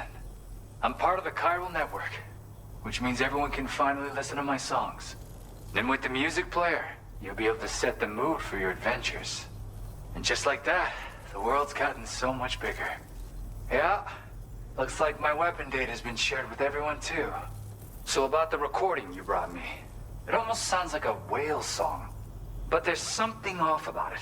I'll need more time to figure it out. Anyway, I'll send you updates via the SSS. Yeah, I got it from a friend who knows all about weapons. This is way back in the day, when I was traveling in search of new music. Well, he said I'd need to protect myself, taught me how to use it and everything. But I never did in the end. Just as well, I'm better with instruments, you know? Apparently this shines when you break it out at close range. Incorporates the latest tech as well, so it ought to pack one hell of a punch. In an ideal world, we wouldn't ever need stuff like this. But I bet it's a necessary evil for you. Do what you gotta. Yep, I can really immerse myself in my work here. Sadly, all the music I've made never gets heard by anyone else. Still, that's about to change. Because of that update I pushed you earlier, the new music player function, remember? In it, you'll find a sample of my work. When you've got the time, be it on the job or relaxing somewhere, why don't you take a listen? That tar man's the one who recorded it. Said he heard it while he was out tar fishing. Have a listen.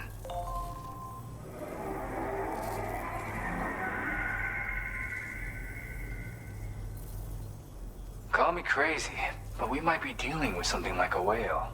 Another interesting thing to note, creatures that hear this song make an effort to avoid the source. There's not much else I can say with confidence. However, give me some time to analyze it, and I might get you some answers. Gotta get going, huh? Well, hey, thank you for the help. You know, I've been wondering how those brigands got their hands on that disruptor thing. I'm just saying, they certainly don't have the know-how to build one. It's kind of worrying. Oh yeah, I had another favor I wanted to ask, if that's cool. I lost some cargo near and dear to my heart, even though I tried my best to keep it safe. I've tracked it to this dangerous place. Too dangerous for someone like me. The request's open to anyone willing to accept, but something tells me you'll deliver. Get it? Anyway, if this kind of works up your alley, then take a look at my suborder. Thank you so much, Sam. I have high hopes for his work, but I suppose we'll have to wait and see what comes of it. As for that strange device, it seems that its effect on the tar currents blocked all chiral communications. So I think it's only fair that we call it a chiral jammer. Anyway, while the currents in the area have settled down somewhat, we've received a number of troubling new reports. For one, a tar eruption was recorded in the direct vicinity of West Fort Knot. A group of figures clad in red and a large unidentified black mass were observed just prior to this eruption as well. Needless to say, the anomalous tar current activity near West Fort Knot may be related to these events, so we can't afford to ignore them and proceed with network expansion.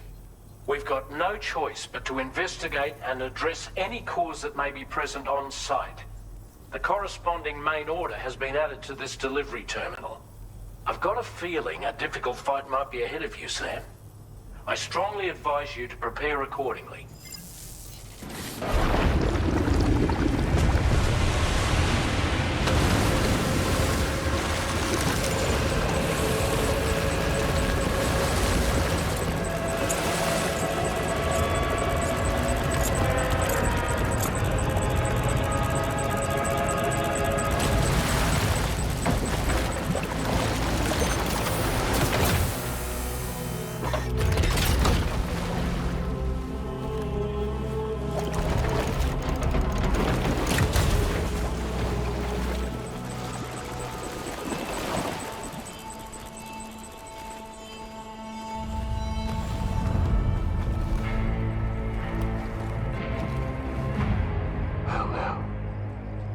Aren't you a sight for sore eyes?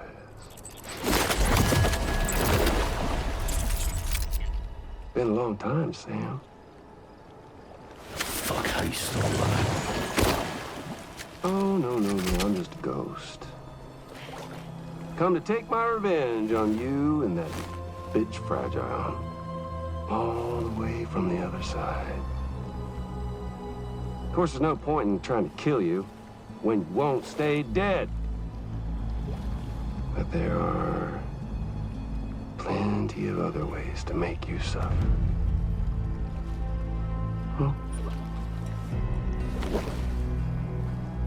kid kicked the bucket, huh? Shame. The goddamn shame. Tonight, what, are you just lugging that coffin or pod? Going on a walkabout?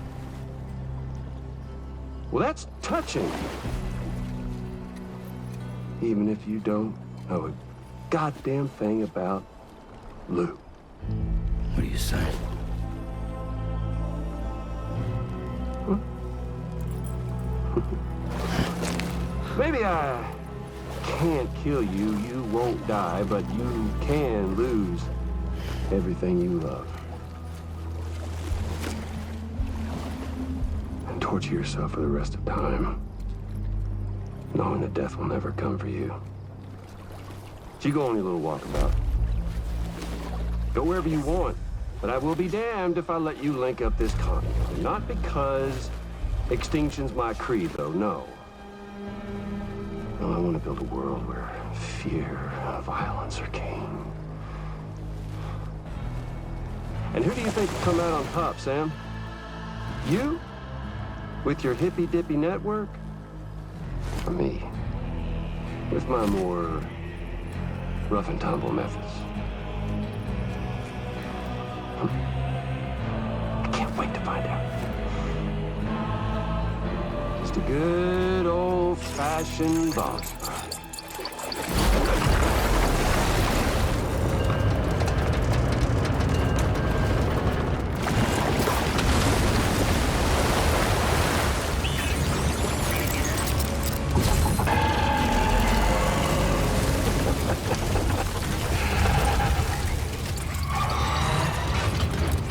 Cruelty or collaboration?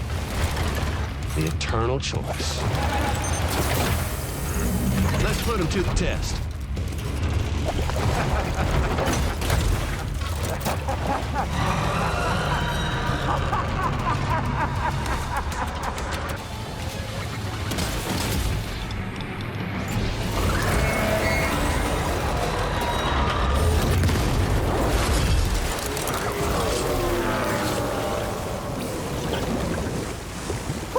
That was amazing, Sam.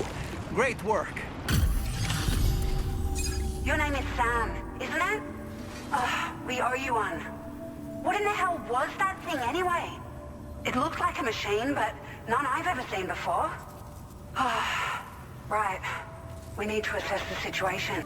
This moment's been a long time coming. Please use your Cupid to connect us.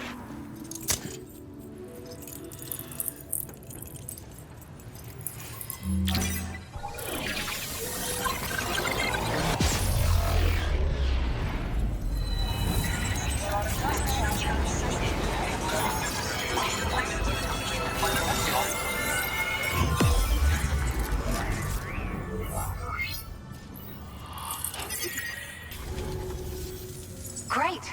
No issues establishing a chiral network connection. By the way, we've sent some folks out to recover the wreckage of that giant mech that attacked us earlier. Only prudent we study it, you know? If we learn anything of value, we'll be sure to relay it to Drawbridge right away. Thanks again for coming to our rescue. Sam, this is the President. Due to your tireless efforts, West Fort Knot is now part of the chiral network. A great achievement. I salute you. However, this expansion has done little to address the anomalous activity observed across the continent. Elsewhere, disruptions in the tar currents are growing ever more prevalent. Only by connecting all of Australia can we hope to resolve this situation. And by doing so, we will create the optimal conditions for a new plate gate to manifest as well. We are one step closer to making the chiral verse a reality, and ensuring humanity overcomes extinction. The road ahead is still fraught with peril, but I have the utmost faith in your capabilities. For now, though, please take a well-deserved break aboard the DHV Magellan.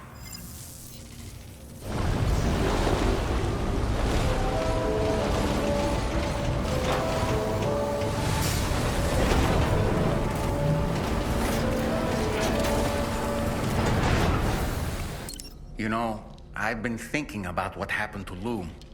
Fragile holds herself personally responsible for those tragic events.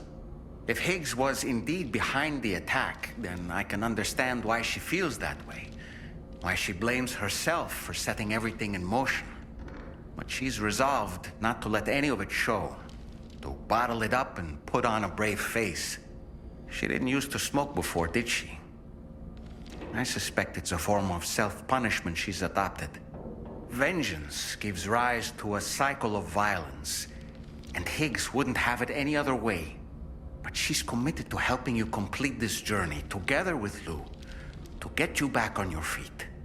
And if she believes she has to bury her emotions and play the part of a hard-nosed commander to do that, she will. That's what I think, anyway. I'm sure you can understand her position.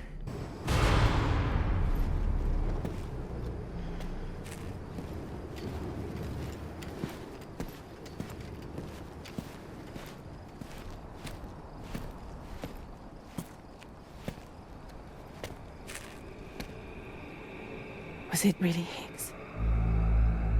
He's alive. He called himself a ghost, but... He found a way back from the beach just so he could kill us.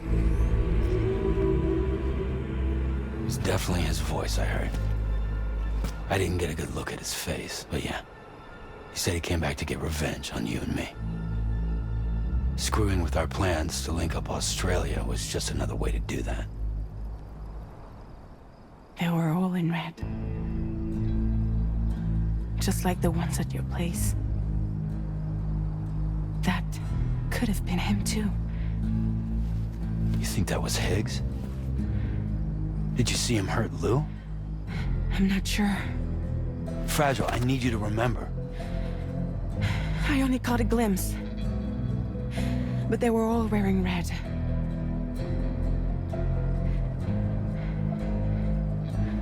This is all my fault. I had him at my mercy on Amelie's beach. If I'd only finished him off, none of this would have happened.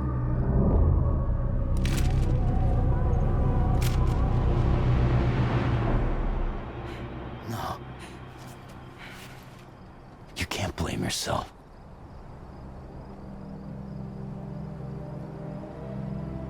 You know, something's been bugging me. Something he said. You don't know a goddamn thing about Lou. It hit me after. He's absolutely right. I mean, the kid's whole life is a total mystery to me. So I gotta ask. Can you look into Lou's past? Find out what you can? Charlie, you, the ship's crew, you all have connections within the UCA, right? And at least one of you has to have access to the UCA archives that were recovered by the Chiral Network. All right, Sam. Let's see what we can find on Lou.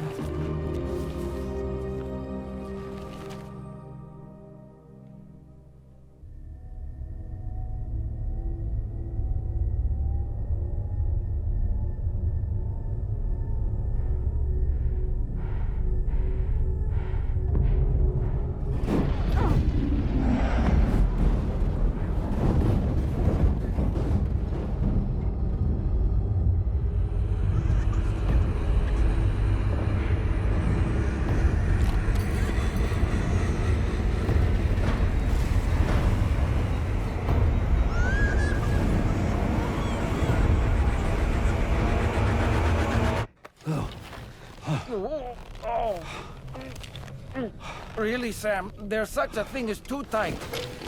Oh. That must have been quite the nightmare. I can't feel my legs.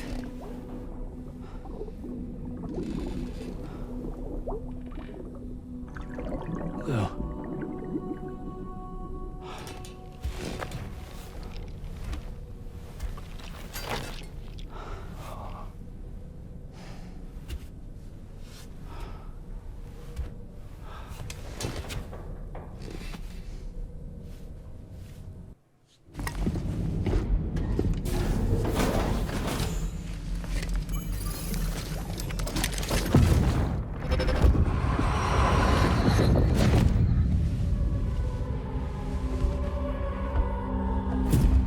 If you refuse, there will be severe repercussions. But what makes you think you have a choice?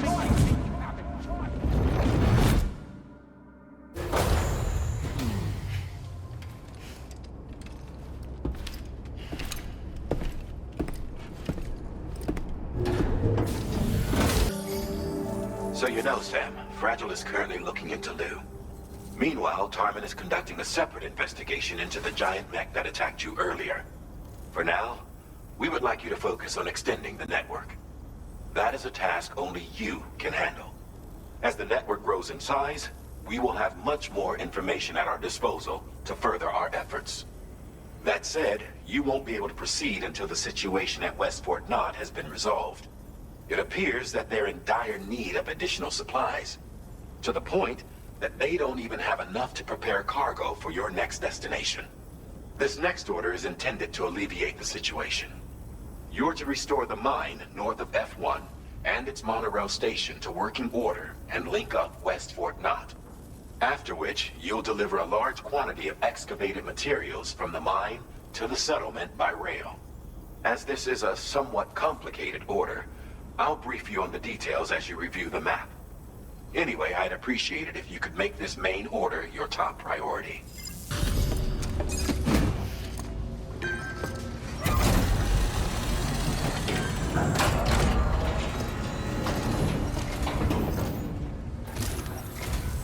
Did you actually manage to restore the monorail? Awesome! With it back up and running, you'll be able to transport materials from the mines. Right. Sorry. Let's take a look at these materials you brought.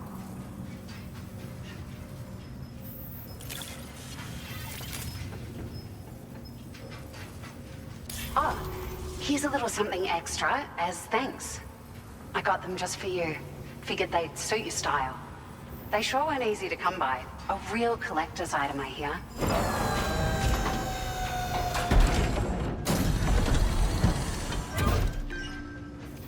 Some shades or what?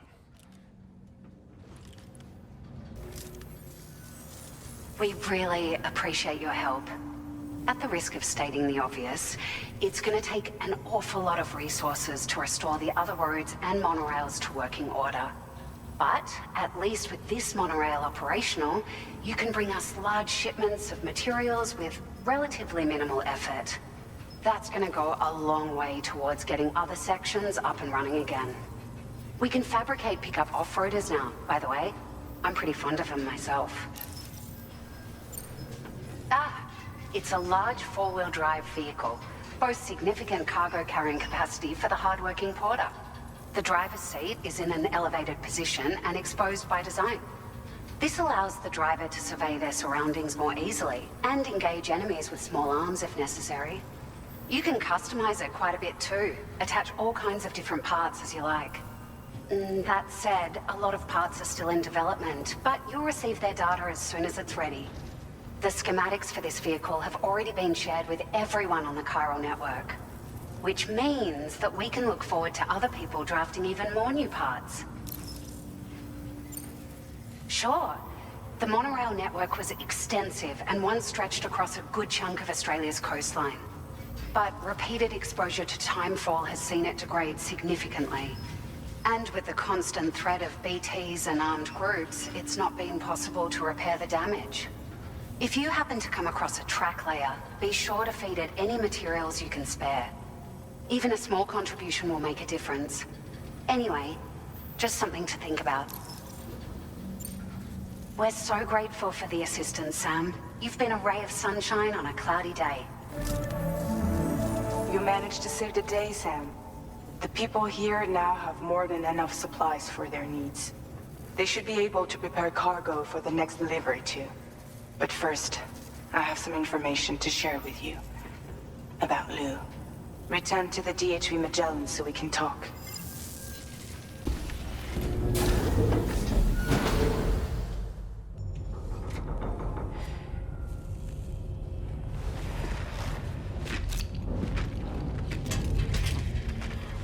Hey, Sam. How's it going? I have updates for you, if you have time. I take it you've learned more about Lou? We followed up on the message Deadman left for you at the lab. About how there was another BB-28, not Lou, who, according to the records, was decommissioned 4 years ago. The first time you and Lou met was about 2 years ago now, when you were entrusted with a BB previously issued to Bridges Corp's disposal.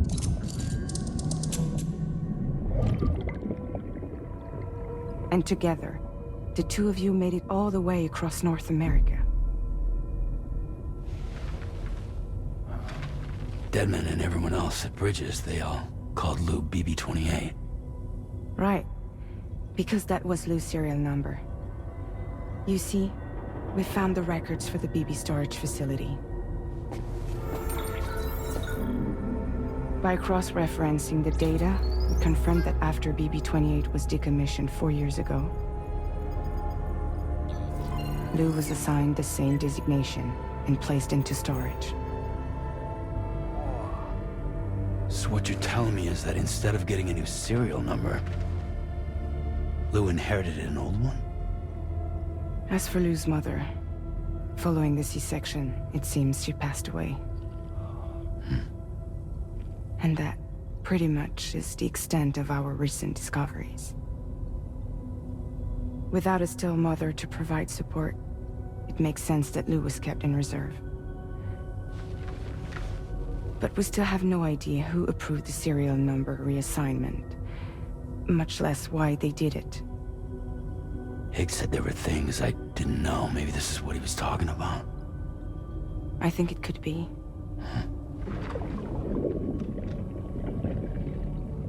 I want to know everything about Lou. You're playing his game, Sam. Chasing after the past is what Higgs wants you to do.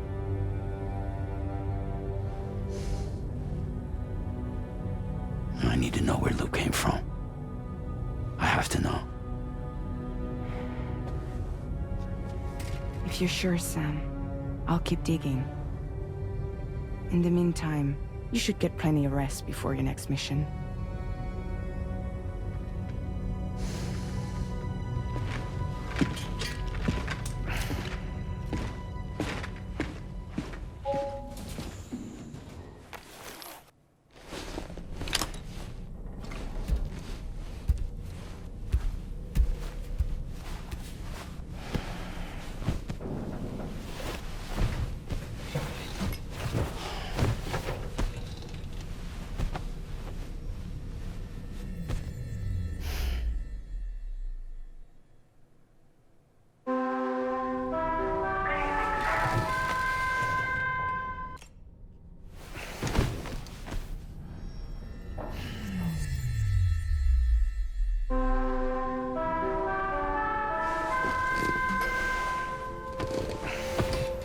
Sam, it seems Tarman decided to leave a few books for you. Right there, by your bed. Reading is a wonderful way to take your mind off things. Trust me.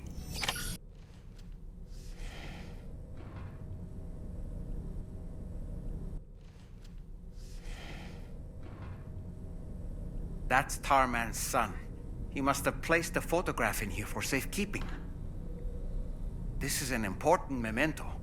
Why don't we go and take it to him?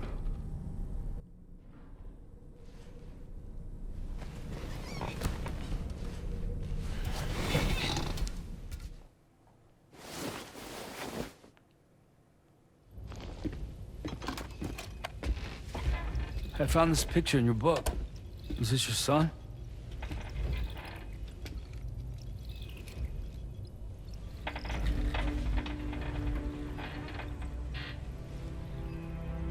Thank you. Yes. He's still out there somewhere, borne along on the currents, with this right hand of mine.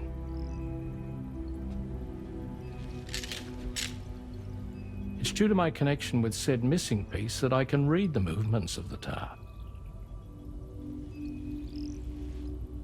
Something akin to a phantom pain. Do you want to hear the story? Sure. I was both a medical doctor and a geophysics researcher once upon a time. In those days, the tar currents were a key focus of mine. This ship was originally built to facilitate my studies, in fact.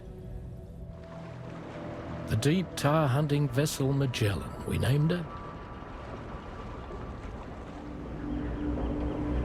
A ship perfectly suited to pursuing the creatures that thrive in the tar's depths. Another avenue of research, you might say. We called them chiral mammals, for lack of a better name. Seemed like the closest fit. Reckoned if we caught one, we could figure out all the mysteries. The tar, the tides, hell, maybe even the stranding. Whoa, she's a big one. Strip yourself in, son. Tar's looking calm. I'll be fine, Pop.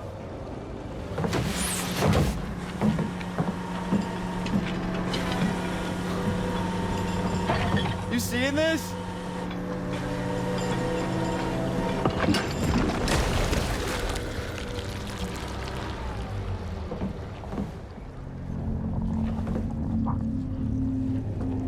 I think she's pregnant.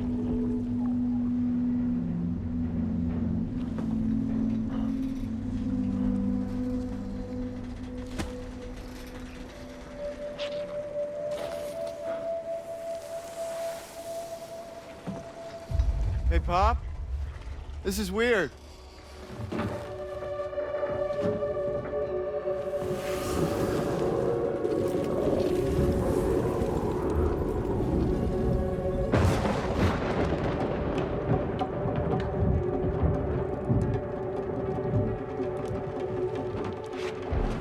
Storm!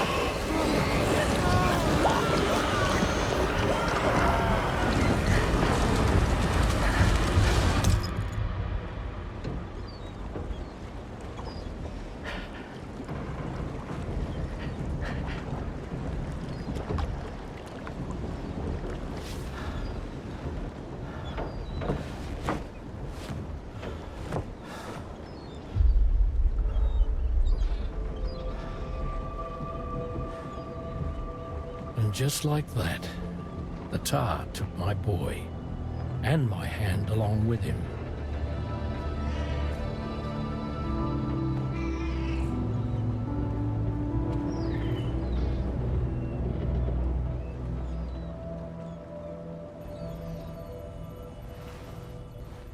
At first, I thought this little guy was my son reborn. If I may ask a question, the hunters that attacked you after you caught the chiral mammal, are you sure they came from within the creature's womb? Yes. That said, I'm not of the opinion that the hunters were its offspring. Its womb merely served as a gateway to the other side. Indeed. The tar and the beach are connected.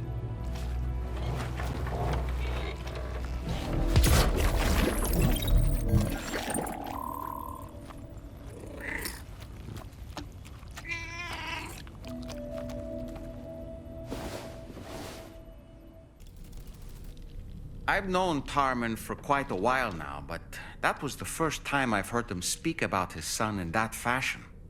It made me wish that I could do something, anything to ease his burden. But setting aside those feelings, suppose that cat of his is in fact his son reborn. Why does it treat me as though I'm a threat? Does it just hate me? Reincarnation or not, perhaps it's still a cat at heart. Moby Dick, or The Whale, seems to be one of Tarman's favorite novels. As the name suggests, it's a story about a white sperm whale named Moby Dick. Captain Ahab, one of the main characters, uses a prosthetic leg made of whalebone to replace the one Moby Dick took long ago. He's obsessed with getting revenge against the whale, which he hates with a terrible passion, all while nursing the phantom pain of his lost leg. In the end, Ahab fails to exact vengeance on his foe and is dragged into the sea. His crew's only survivor is Ishmael, the book's narrator. He was rescued after clinging desperately to a coffin-shaped life buoy. That's right, a coffin was his savior. Ironic, isn't it? How you use a thing makes all the difference.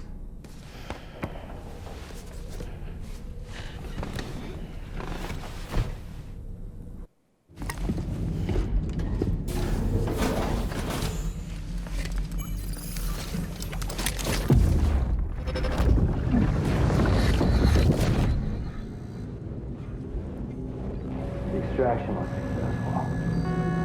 It was transferred to a sterilized pod and sent to a separate facility. Ready to proceed with corpse disposal? 1.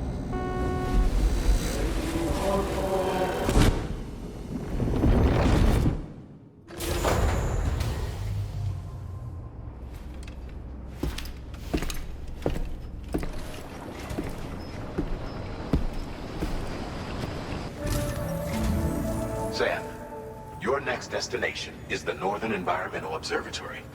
Like its Western counterpart, this observatory is a critical facility that will help us to monitor the changes taking place in the Australian environment. To bring it online, you'll have to navigate the canyon to the northeast of your current position. But before that, you'll need to link up another site en route. Sam, the next site we want you to link up is called Rainbow Valley. A friend of Drawbridge is waiting for you there. Once the network connection has been established, they'll be joining us on the DHV Magellan. I recruited them myself when we first met in the UCA. You can pick up the order from the delivery terminal. I'm looking forward to seeing you both. Thanks again, Sam.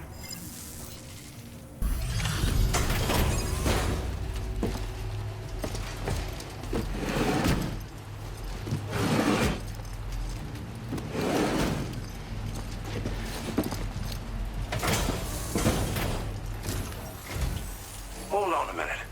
Are you Sam? Then does this mean the drawbridge has finally come to the valley? Oh, thank you. I'm glad you could make it. It's an honor to welcome you here.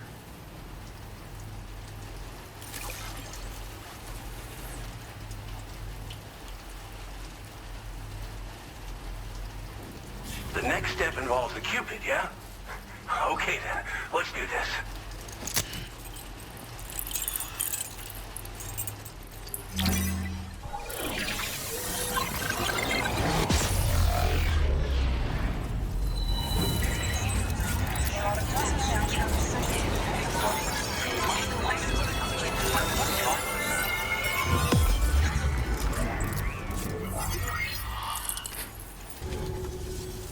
The connection looks strong and steady to me.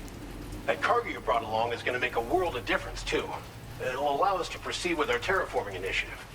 Hopefully, no more towns will have to suffer the fate of the one down below us. Oh, we've shared our tar cannon data with everyone, by the way. I suspect you'll find it useful in your own work. Try it out. See if it suits your needs. This region was once filled with lush vegetation, over which birds soared and serenaded, until all that beautiful life fell prey to sudden desertification. We swore to do everything in our power to bring back what was lost. Around the time we got started, the APAC people showed up. With their help, we've been able to achieve a modest measure of success. But moving forward, we have to find a way to nurture and protect what little we have on our own. Tar cannons are invaluable pieces of equipment that we use to combat forest fires. Now, while fires are a common occurrence in this region, water is a precious resource. So these cannons were developed as extinguishers that utilize the tar contained within the earth itself. They leverage the tar's viscosity, making them one of the most effective methods of combating fire we have. When deployed on the ground, they can both extract and discharge tar simultaneously. You can pick up the cannon and use it on the go as well, but you'll be unable to refill its tar reservoir while doing so. If you find yourself caught in a wildfire, you'll need to figure out when to shoot and when to move in order to make it out alive. You probably passed the town I mentioned on your way up here. At a glance, it might have looked like nothing more than a cluster of massive boulders. But those were once buildings. Places where people used to live. As the desert kept creeping closer, the town was abandoned overnight. They'd been forced to evacuate. The few who were left behind became BTs. Still, at least the exodus went to plan. There are no void-outs at any rate. Thanks for everything, Sam. You and Drawbridge have helped ensure that these lands will one day be filled with life again, however long it takes. In particular, that comrade of yours has performed absolute miracles for us. If you're looking to link up with them, you'll find them in the ravine on the other side of the river, directly opposite this shelter. Come back and visit anytime.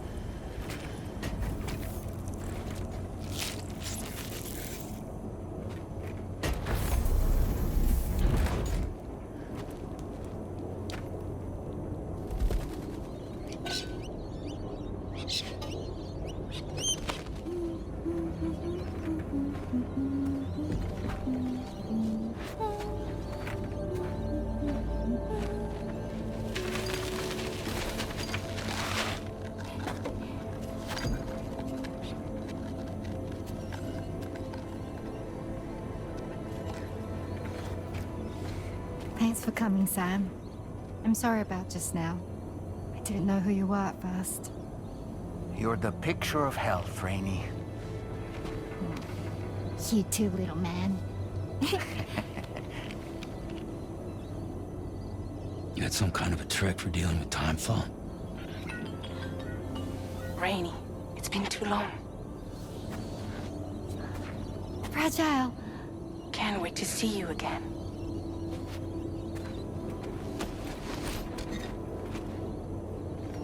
What are we waiting for, Sam? Let's head to the DHV Magellan.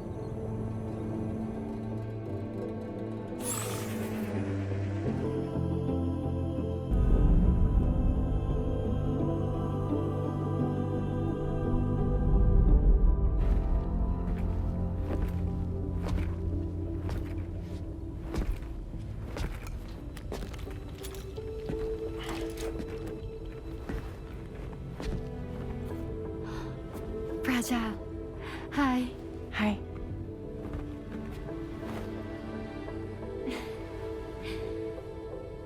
Nice to meet the old-fashioned way. Carograms are great, but nothing beats a hug.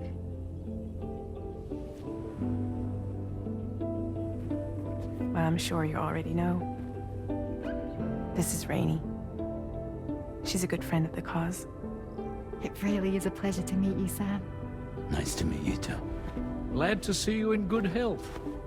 And it's so good to see you all again.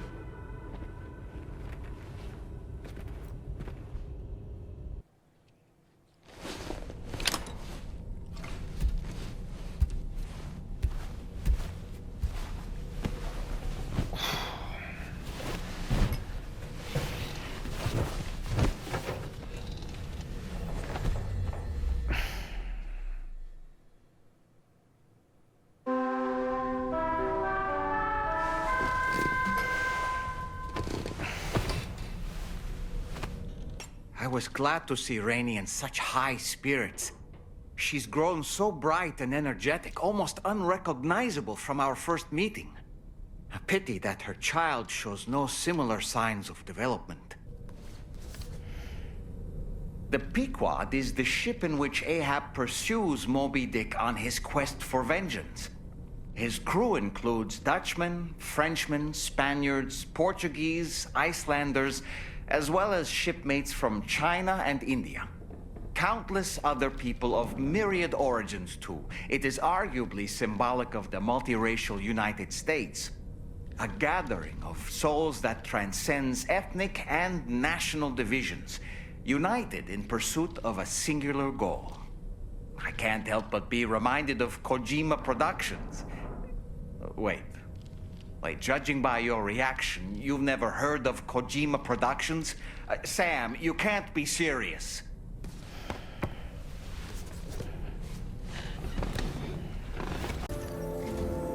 Sam, your next order requires you to recover an escaped kangaroo, the subject of an important experiment. Seems the bushland area it hopped off to is one where the chiral density is extremely high, meaning you'll need to get it back to the animal shelter ASAP to ensure its safety. This is a ticking clock situation, Sam. I'll brief you on the details while you review your map. Accept the main order from this delivery terminal when you're ready to get underway.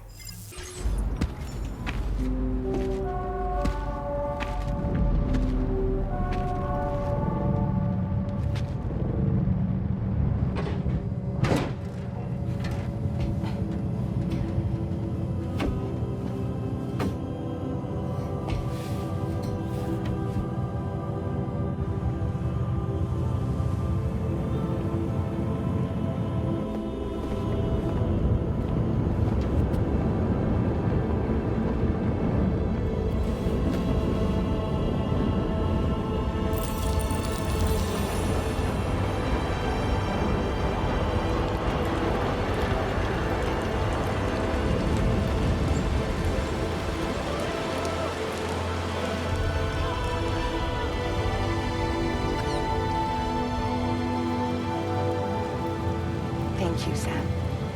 Don't worry about the fire. Rainey will put it out for us. Tell me though, who is she exactly? It's been about 6 months now, since I first heard about the girl who brought the rain.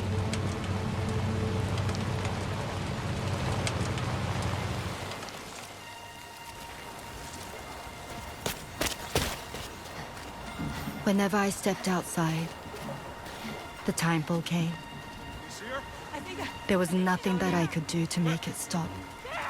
And they hated me for it. Including my parents, who told me to leave. I was the witch who brought the timefall. A monster to be locked up in a cage.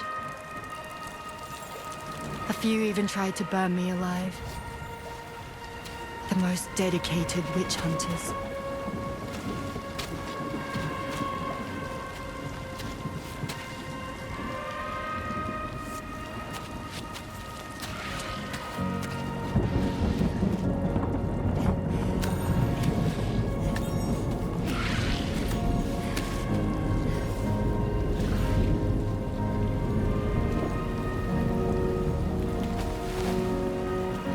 I struck out on my own.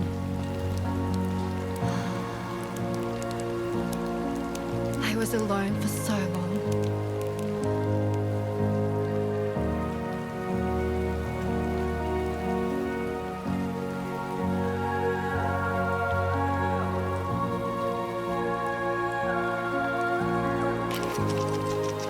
In desperation, I enrolled in a special UCA program, hoping to find purpose as a mother. Hi there. You're safe. But even after I got pregnant, I still couldn't find anyone willing to take me in.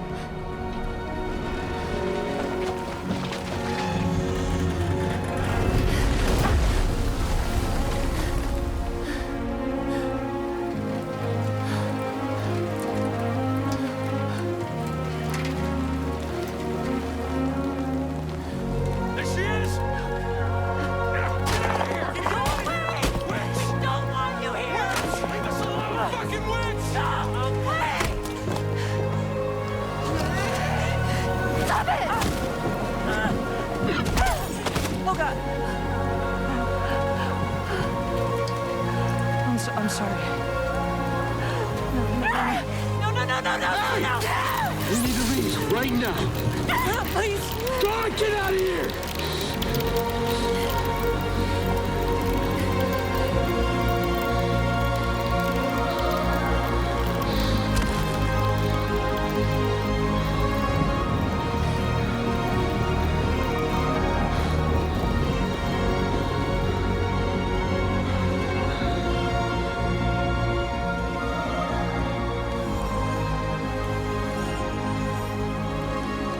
No one wanted anything to do with me. All they saw was a witch, to be hated and feared. Until that day.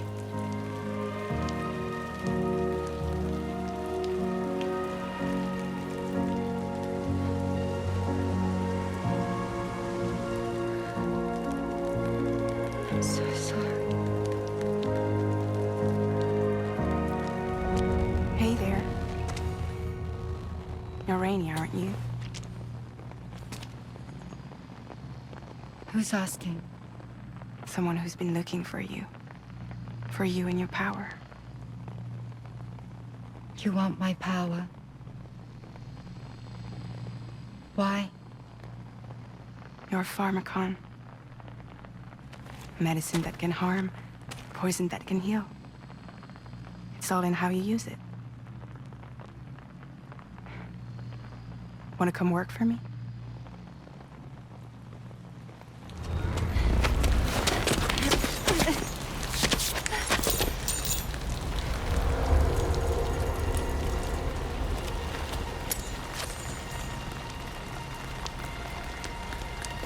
I believe you can save the world. You do? There are things only you can accomplish. Only me. Really? Really.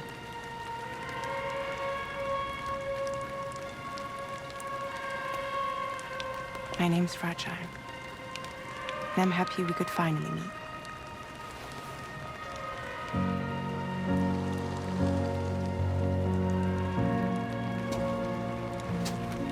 I'm here for you.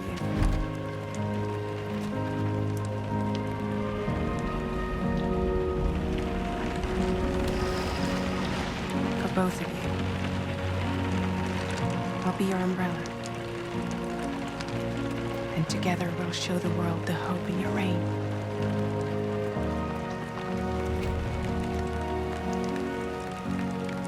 Come on. We wouldn't want the baby to catch a cold. Come on.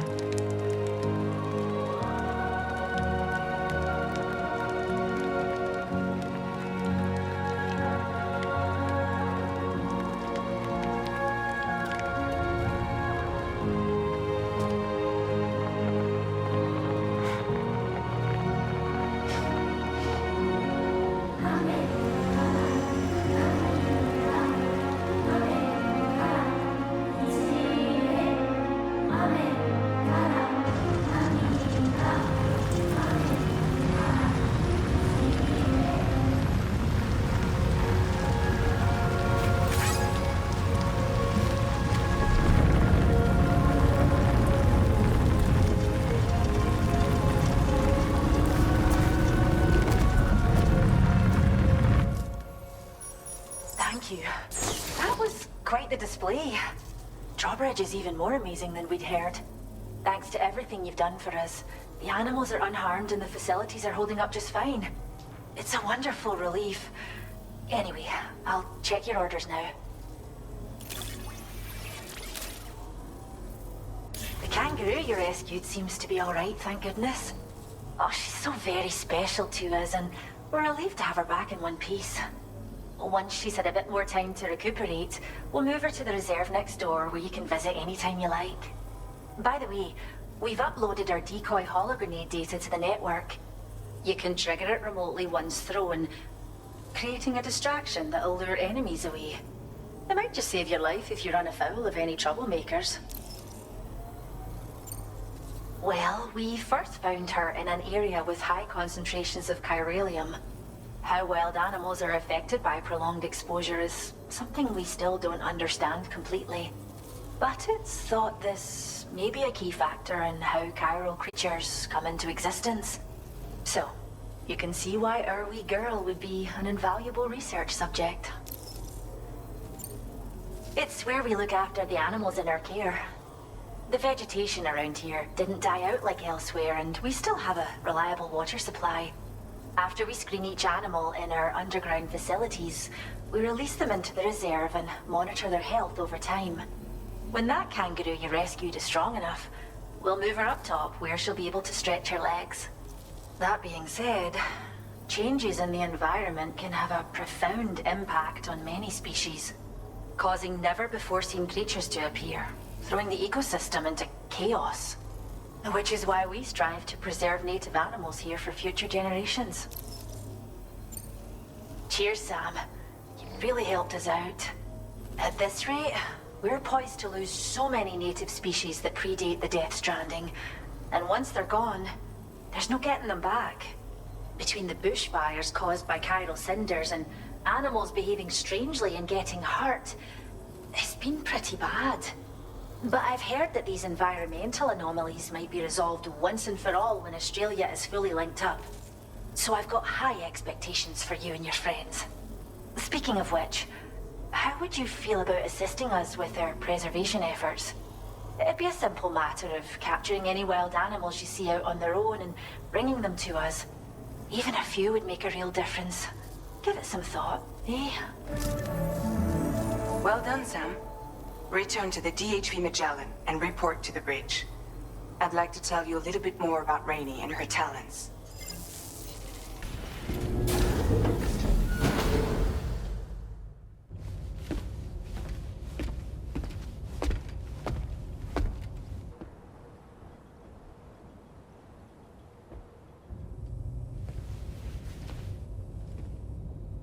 When she's outside, Rainey's constantly surrounded by timefall.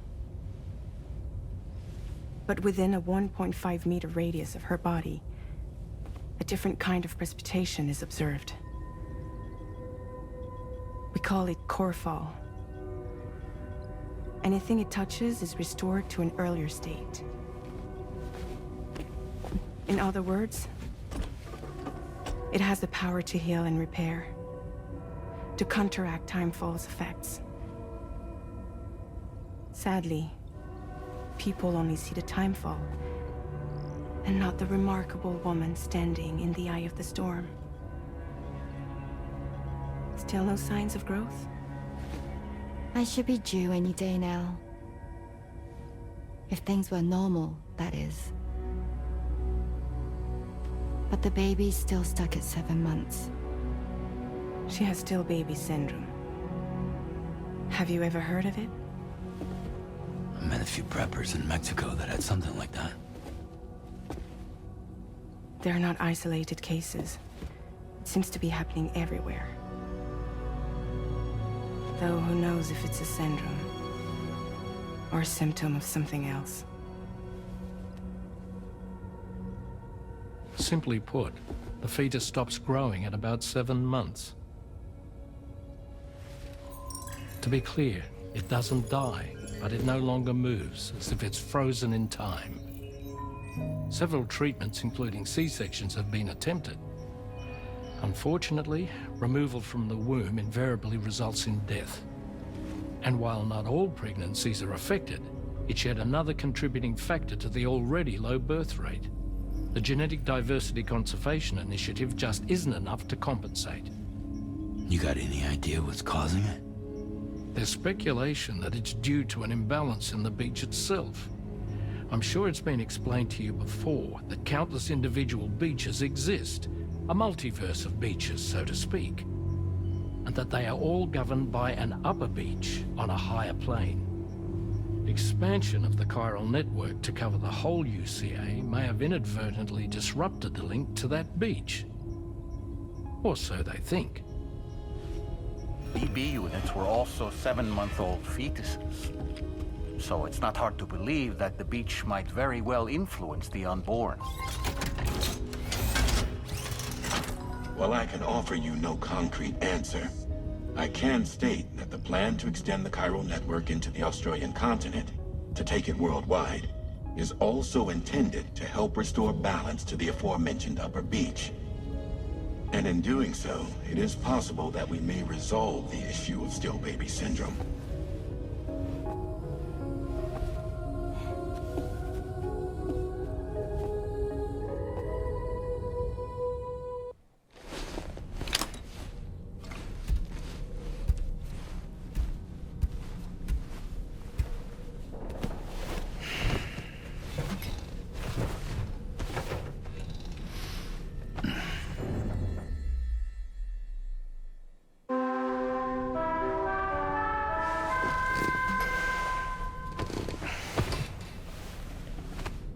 I was looking into the conditions that led to the bushfire we escaped. It seemed to have been caused by a phenomenon known as chiral cinders. Unlike other items washed up by the currents, cinders violently erupt from the tar and soar through the sky before crashing to the ground.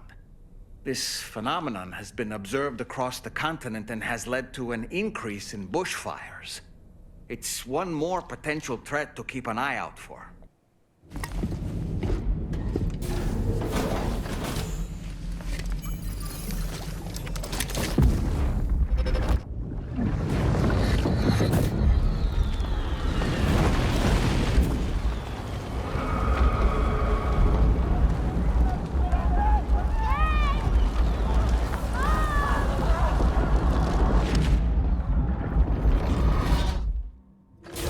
That seemed like a child.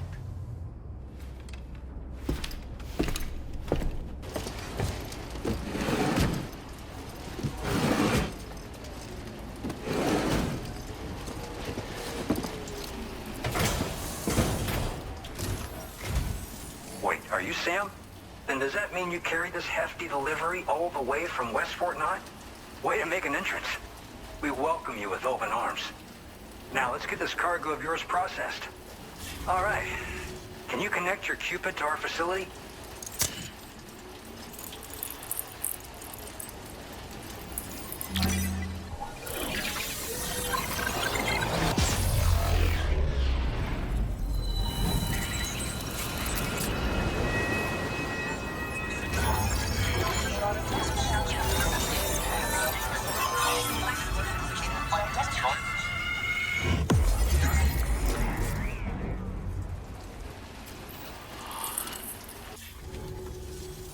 And now we're finally connected to the chiral network.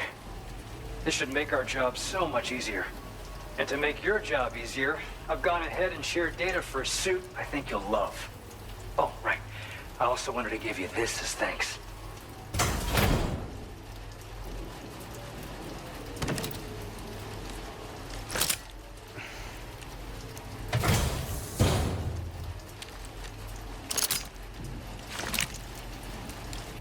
Introducing the Blood Boomerang. Throw it properly and it'll come right back to your hand. It's a reusable weapon in that regard. Folds up nicely too, so it's quite easy to carry.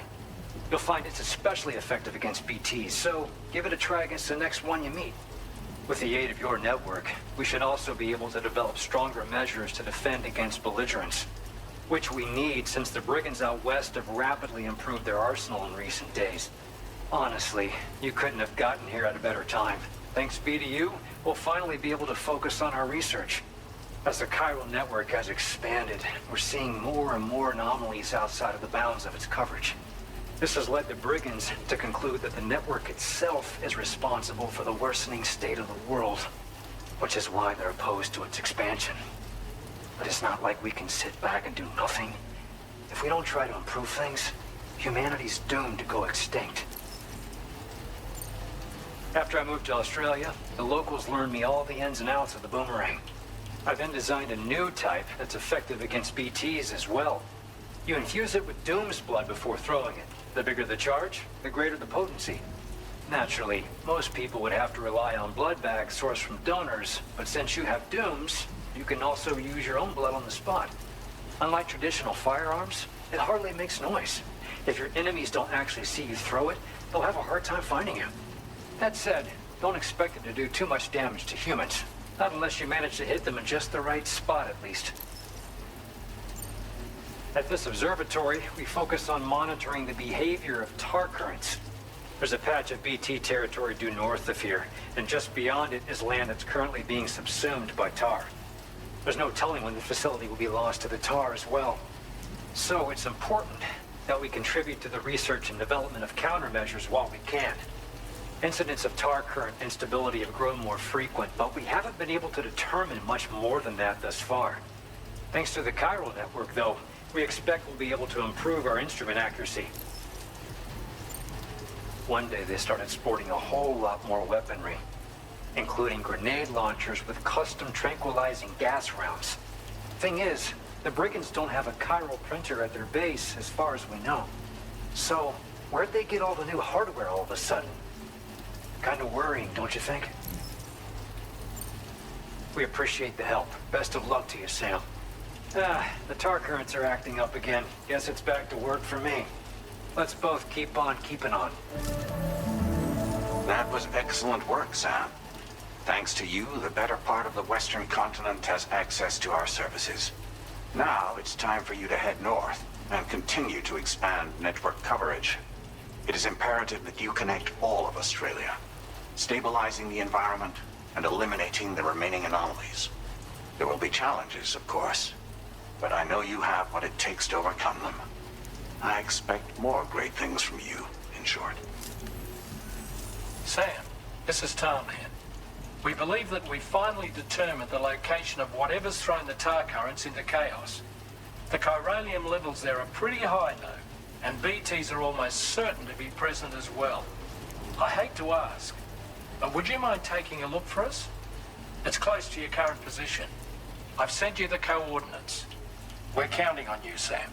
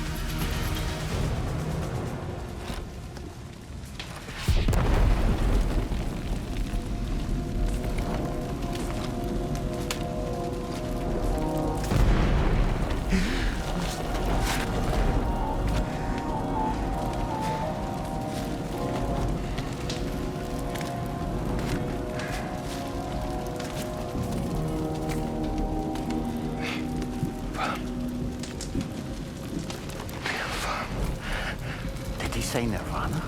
Is he implying this is some sort of realm for the enlightened?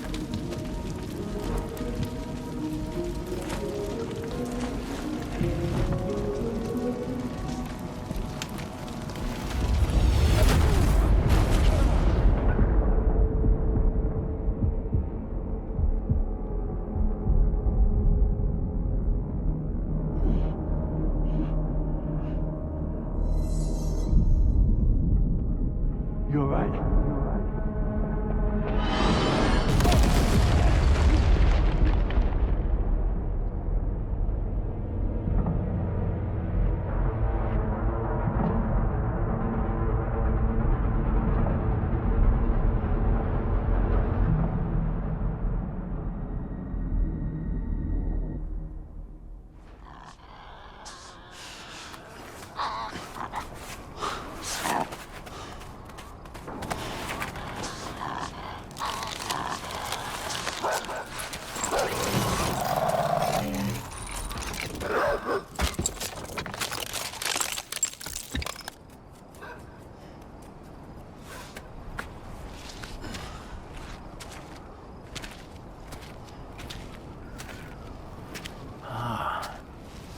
It's her, isn't it? The girl from before? I have no idea what just happened, but we should probably take her back to the DHV Magellan, huh?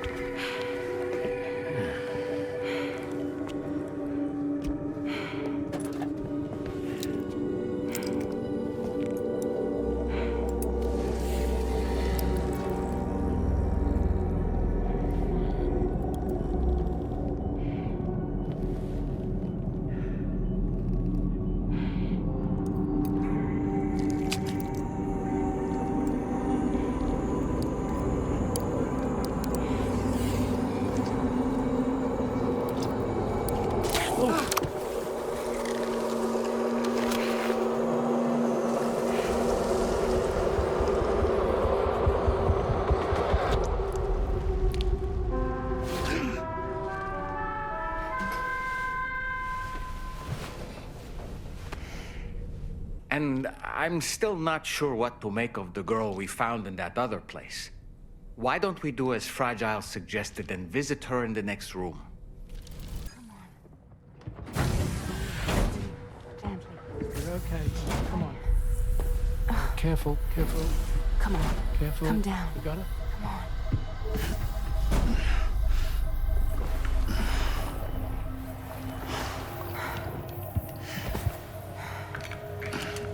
Thanks.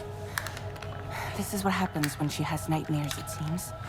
There are those who connect with the beach during REM sleep, allowing a tremendous amount of chiralium to flow into their bodies.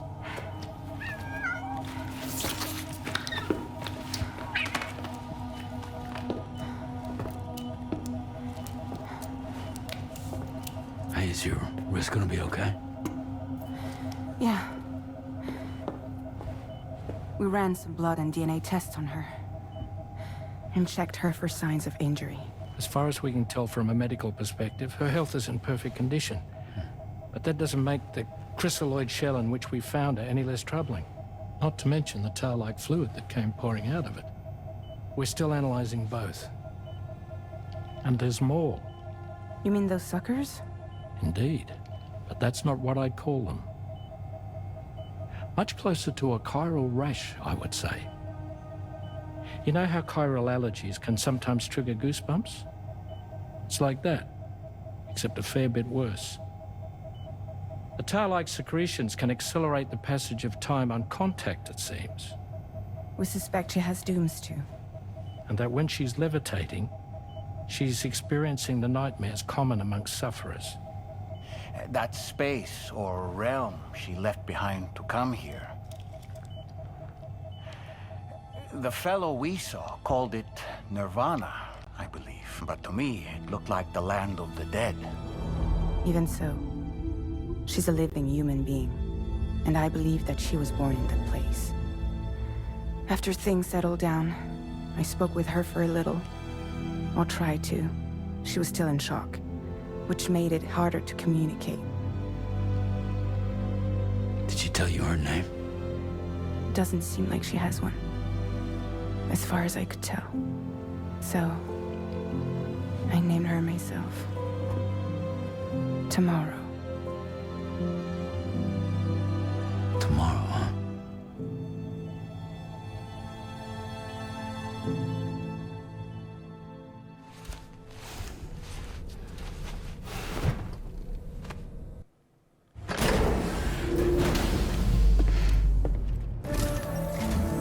Sam, we've received an urgent request from the Northern Environmental Observatory. Brigands to the west of the facility have got their hands on a large stockpile of weapons and have taken it back to their base. This happened shortly after the recent Tarfall abated. The surrounding area was littered with a massive quantity of cargo that had been washed up by the tar. The brigands wasted no time gathering up everything they could and hauling it back to their encampment. This included weapons and gear unlike any we've seen before. And now we've begun observing new brigand units in the field. These ones are wearing red, reinforced armor, accented with luminescent light strips. As their unique appearance suggests, they're more resistant to damage. Melee and electrical attacks are especially ineffective against them.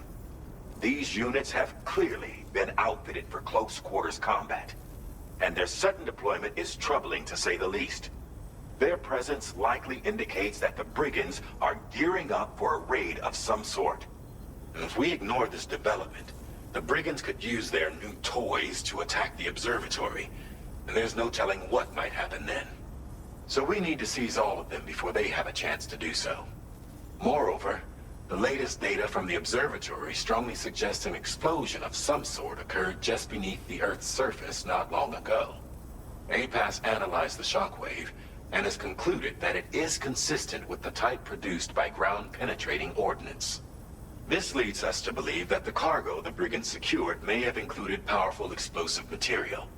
Directly assaulting the brigands using firearms risks triggering these devices, and we cannot predict how that would affect the region. Any sort of catastrophic explosion may also have an adverse impact on the tar currents. It is therefore critical that you avoid combat and secure the cargo without alerting them if possible. I implore you to take on this main order, Sam. And soon. Whoa, did you really go out and steal all that stuff from the brigands? Way to go, Sam. Let me get started on processing your haul. The guidepost data we just shared with you is great for making landmarks to prevent people from getting lost, even at night. And when you do place them, you'll find they're useful not only for getting your bearings, but also for creating routes that will facilitate travel for everyone. Aside from that, we've also made it so you can now use your PCC to fabricate bridges up to 80 meters in length. The rivers ahead of you are prone to flooding, so I imagine extra long bridges will be especially handy. Oh, and Sam, there's actually one other thing I wanted to talk about. Call it a little insight into the cargo you recovered on our behalf. It included a device I believe you guys have taken to calling a chiral jammer. These jammers are capable of disrupting the flow of local tar currents. In addition, You also recovered some explosives modded to be able to penetrate the ground and detonate within the tar. This would destabilize the currents over a large area. Needless to say, both these items could have been used to deliver an enormous blow to the chiral network. In other words, we've really dodged a bullet. Though what I'd like to know is why this tech wound up in their hands in the first place.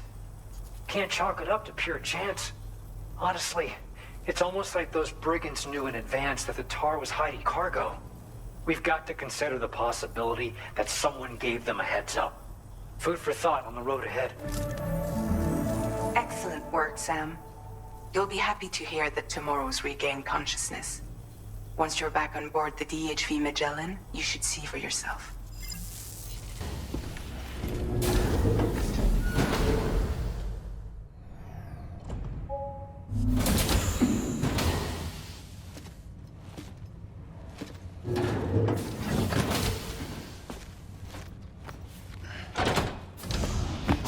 Stop it.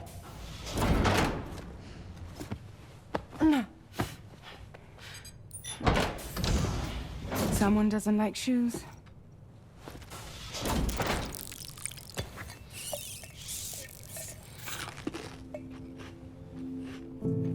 She won't even touch any normal food. But at least we managed to convince her to take a shower.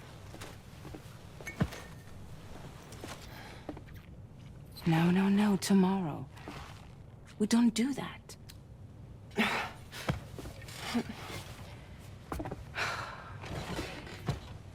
Seems like a real handful. She just needs some time to settle. You must be tired, Sam. Get some rest.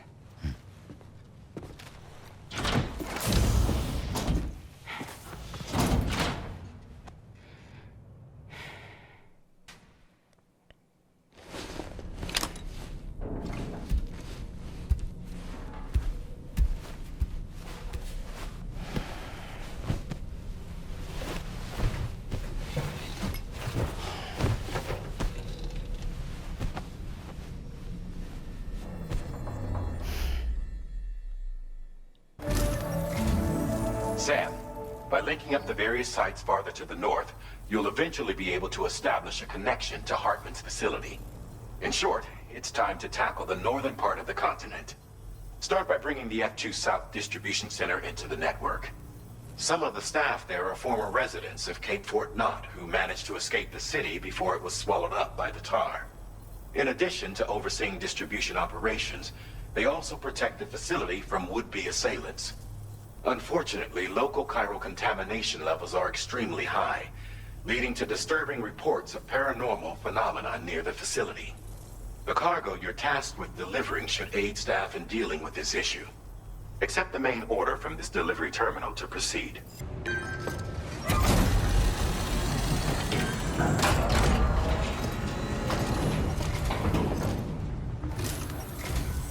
You're with Drawbridge, I presume? Yeah. You seem like a genuine article. Welcome. Hope it wasn't too hard to track. I'll just need a moment to check your cargo. All right. Go ahead and put us on the chiral network.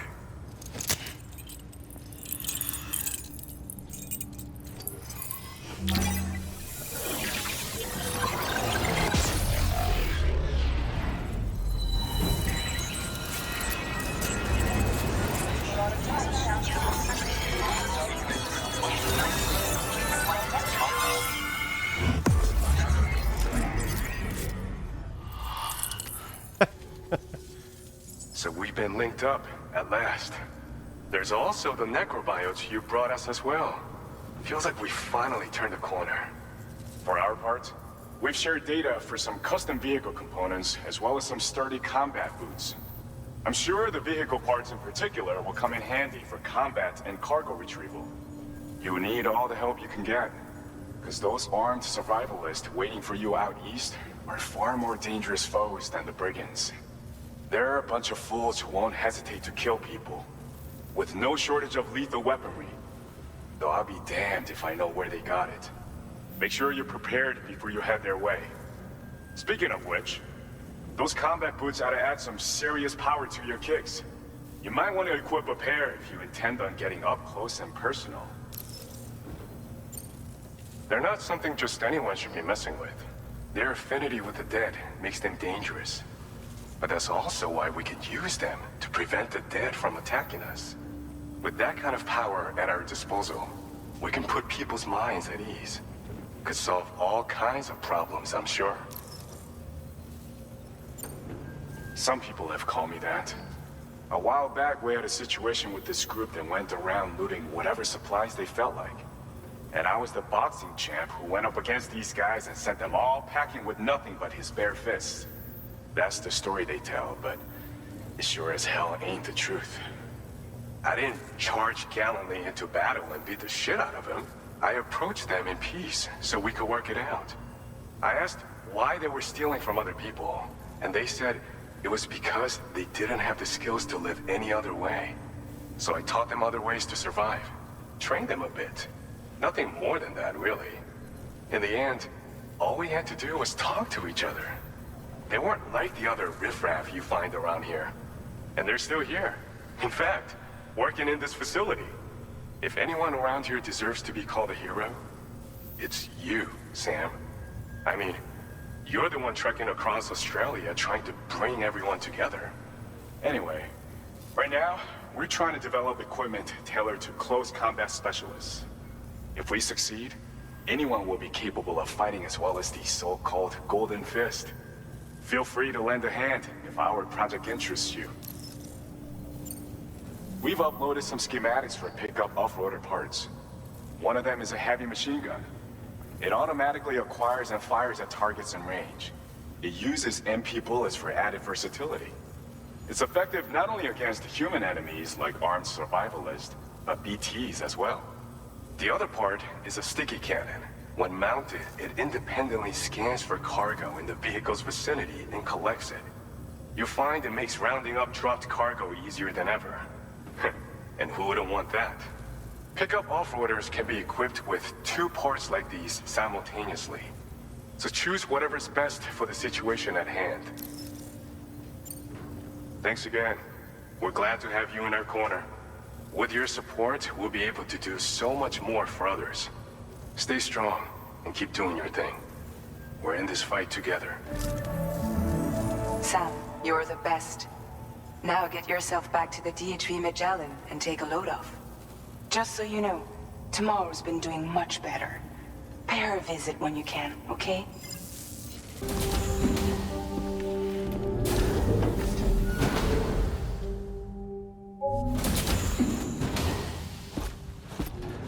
Raindrops are falling on my head.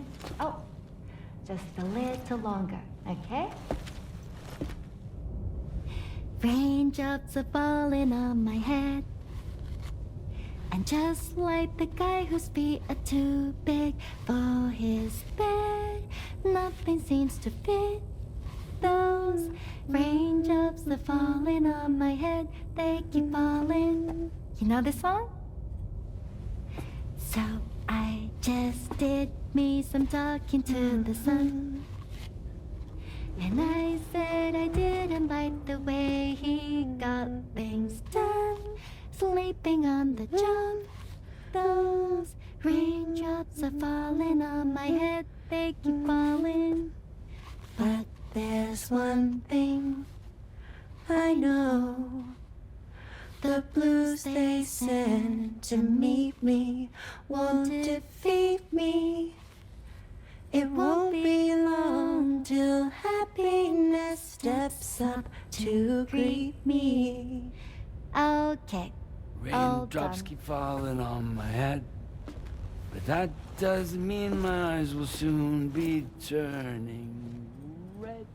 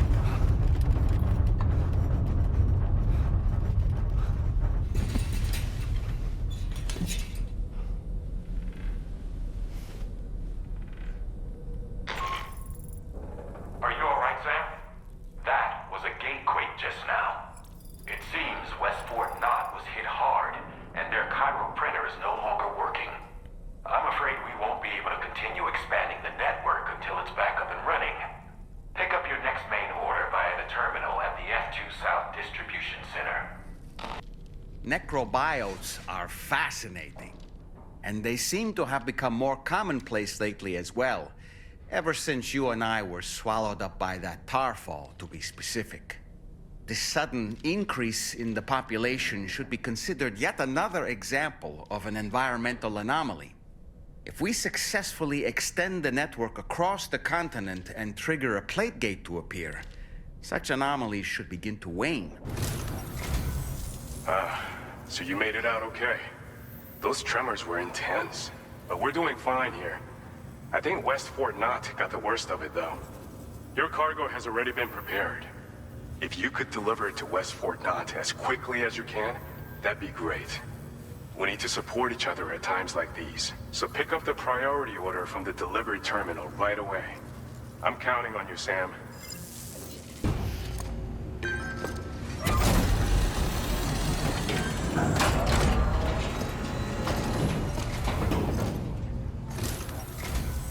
Hey, glad you could make it. I'll check the orders on file now. See you.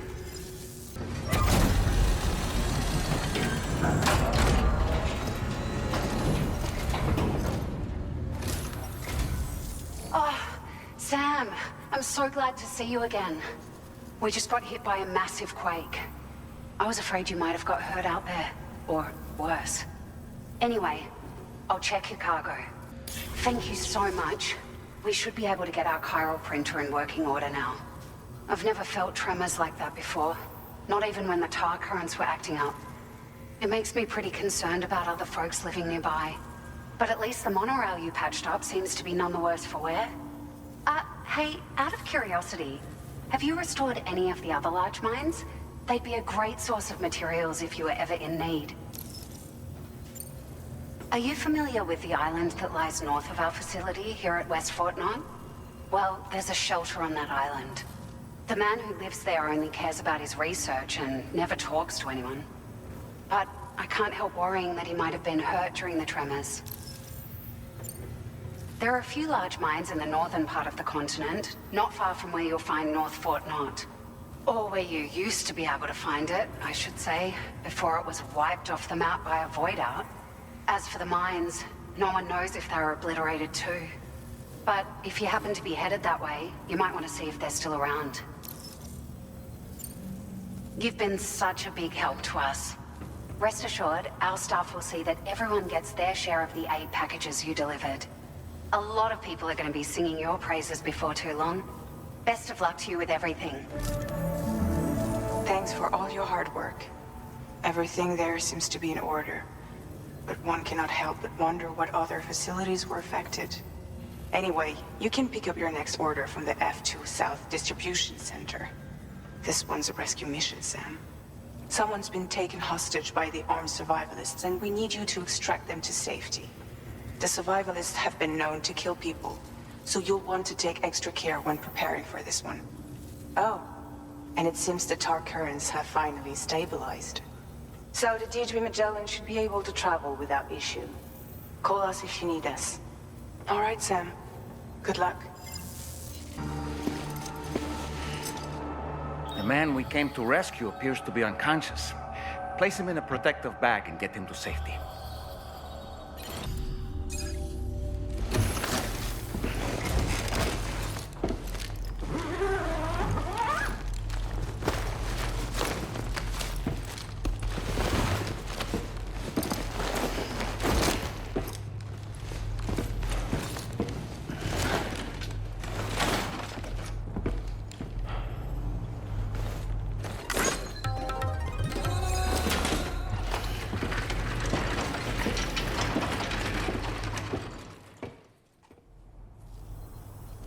There you are. Thank goodness. And you saved my friend, too. Give me a moment to take stock. This was meant to be. I can feel it. Bring me online with your Cupid.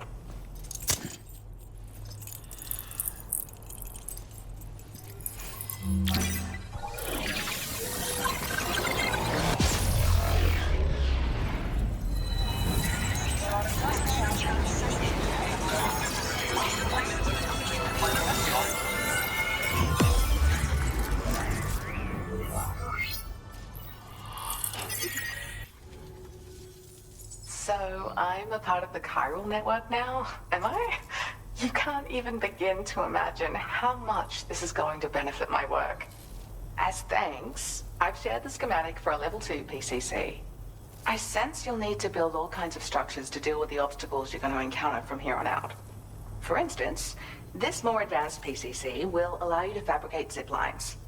And this zip line's design is even better than the one you used back in the UCA. I also have another gift to share.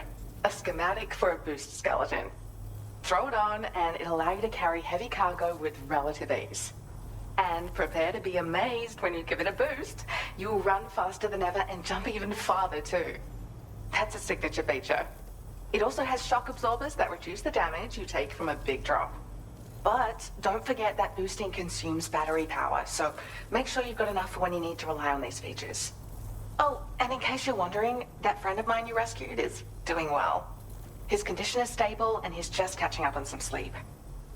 I can't thank you enough for getting him out. Like the old design, this zipline enables an individual to travel quickly between 2 anchors. However, you'll find it offers greater comfort and freedom of movement to the rider. Also, the lines themselves can now curve ever so slightly if necessary, which makes zipping around more viable in areas with plentiful obstacles. You see, even if I know where the thing I'm searching for is, it doesn't mean I can get there. That's why I've been looking into tools like this to facilitate travel.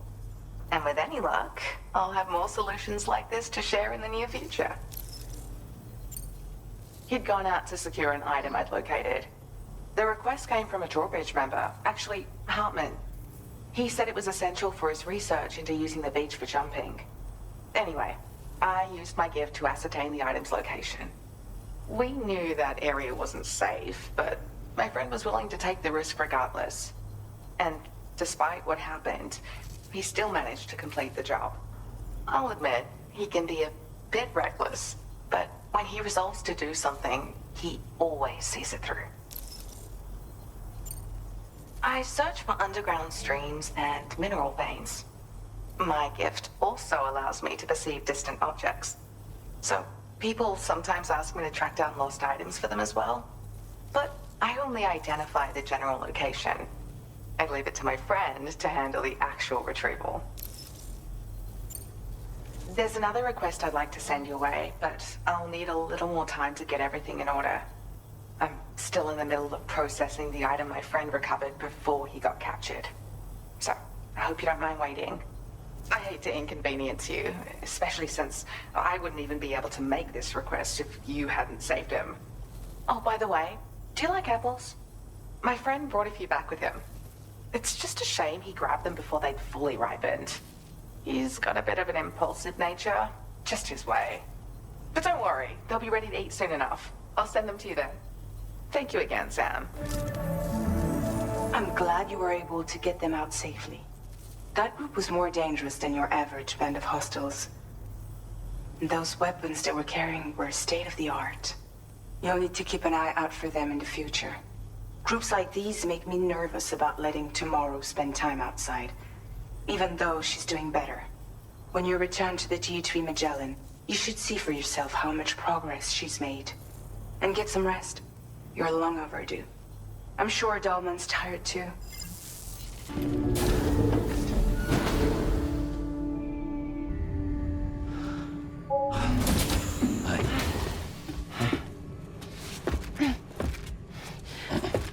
Hey, come on. Tomorrow. I'm sorry, but you have to stay on board. It's too dangerous to go out by yourself.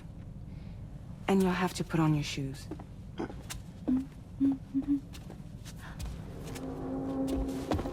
Look at this, Tamara. They're not quite ripe yet, but I think they might...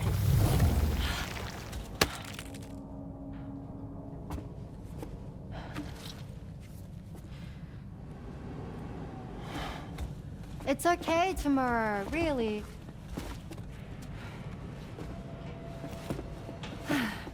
For you.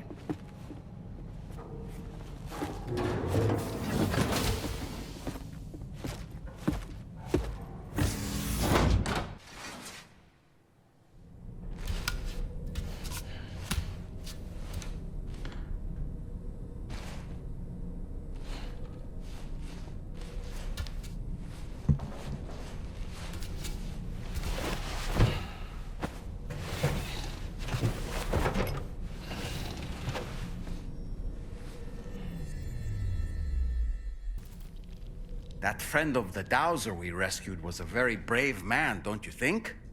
To go to such a dangerous place all by himself, in spite of the countless potential risks. Perhaps it would have been better if he wasn't quite so brave.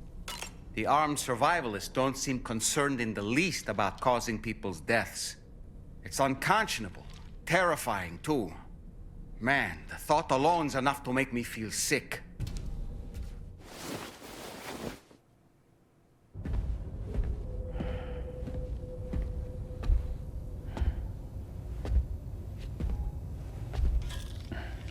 Glad you're here. I thought both of you should have a say in this. Listen, about the girl, tomorrow. This is the spot where we picked her up. We're still reading Tarfall activity there, which means there might still be a passage to the other side. It's possible she could still use it to go back home. You want to send her back to that hellhole? If that's where her family is, it's where she belongs. You've got to be kidding me. This isn't her world. She isn't one of us. That chrysalis, we found her inside. It was filled with a fluid that contained amino acids. One's identical in structure to the kind found in tar. I'm sorry, there are amino acids in tar? As in proteins? Of course. How else did you think that chiral creatures could emerge from it? Or to be more accurate, be born from it? Some have even theorized that the tar is a sort of primordial soup. Wait, are you saying that Tomorrow is a chiral creature? No, not at all. Her DNA and cellular structure prove that she's human. Well, the world we found her in was filled with the dead. Almost like some kind of beach. But Tomorrow herself is alive. She's a living human being. We should look after her here. Women and children and the weak have always been easy targets.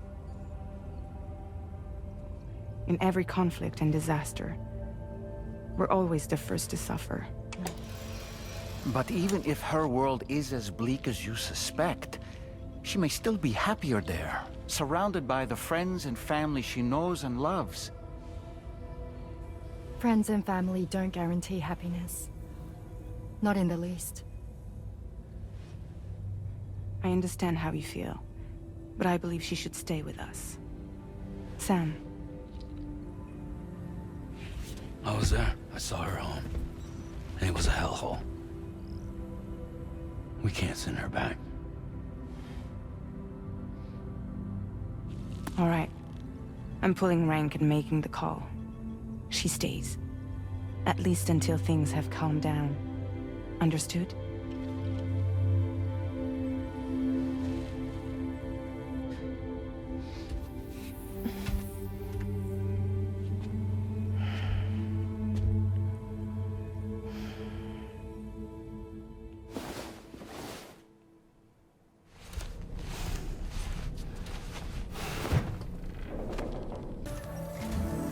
Sam, something worrying came to my attention while I was searching for Tomorrow. There have been a few reports of mechanized belligerents in this region. You should consider them hostile if and when you come into contact. So, review your equipment loadout via the delivery terminal and make sure you're prepared for anything. Only then should you pick up the next main order. All of Drawbridge is committed to helping you find Tomorrow. Let's bring her back home, Sam.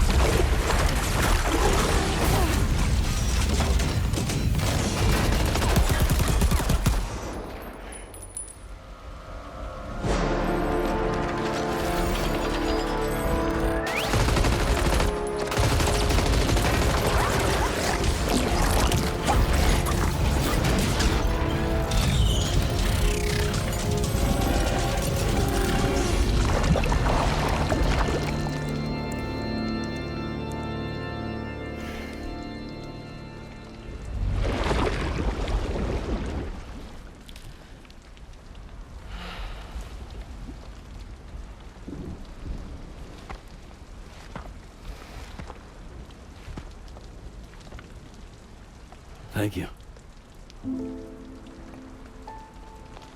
I didn't have anywhere else to go. Were you trying to find your way back? I suppose you have friends and family there, waiting for you to come home? I don't know. Everyone there has passed on. There's no place for the living in that world.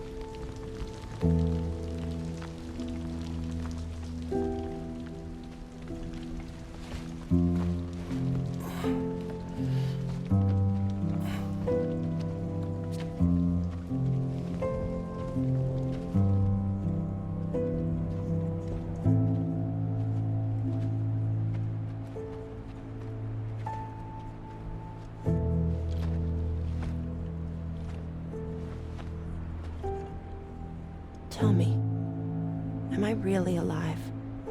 Well, yeah. Of course you are. Do you want to stay with us on the DHV Magellan? But I saw how everyone was fighting because of me. Ah, I'm sorry. All that wasn't your fault. We're just worried about you.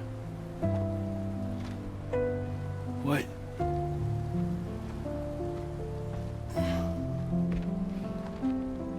I don't think I ever had a family. Do you have one? No. Not anymore. You miss them? Yeah.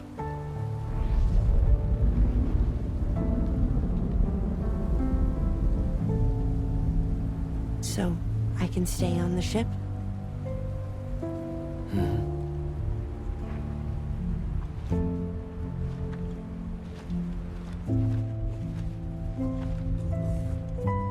Thank you.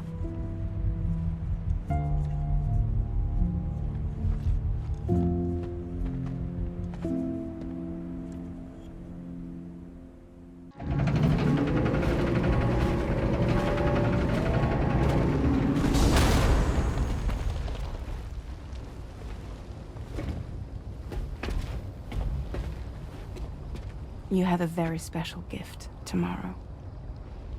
It could help us. But for that to happen, you first need to learn how to control it. Want to come work for us? You can stay on the ship as long as you like. This is our gift to you. As long as you have it, we'll find you. No matter where you go.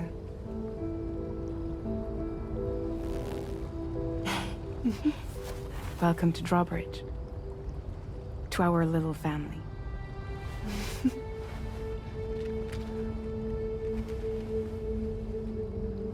Come on, let's head inside.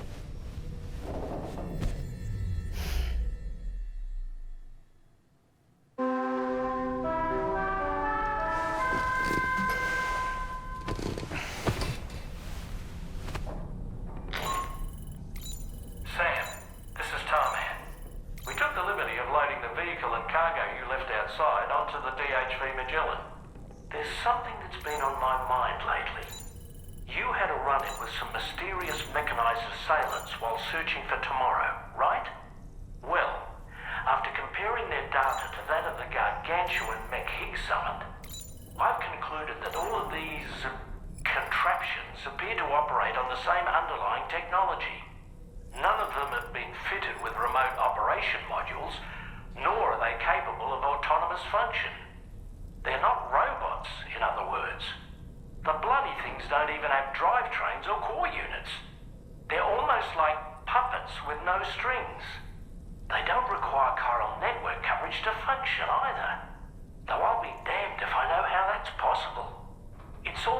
if they're spirit-driven machines. Ghost mechs, to give them a name. I'd say it's a safe bet that there are more of these things out there. So to ensure that you're prepared to face them, we've added a Ghost Mech archive to the VR weapons and combat training program. Access it to check out the data we've collected regarding these mechs so far. Anyway, next up you'll be disembarking to go and connect Hartman's research facility to the network. He's an old mate of yours, I understand. Once you've made your preparations, access the Dowser's delivery terminal to get underway. Of course, the DHV Magellan can take you directly to the Dowser's shelter if you like. So if that's your preference, go ahead and give us the order to head there. I'm so relieved that Tamara was unharmed. She must have been terribly nervous, trying to brave an unfamiliar world. But she's safe now, thanks to you, Sam. And now we have to show the girl that we're equipped to take care of her. That the DHV Magellan is a place she shouldn't be afraid to return to. A place that she can call home.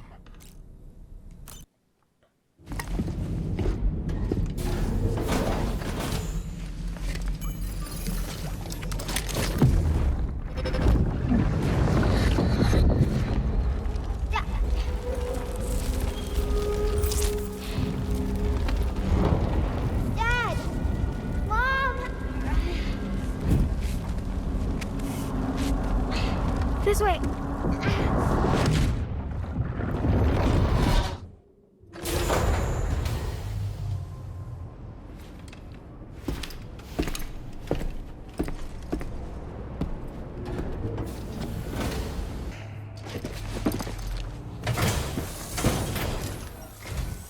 Good to see you. I'll check the orders in the system right away. I got my hands on a camo pattern that I think is just your style, so allow me to share it.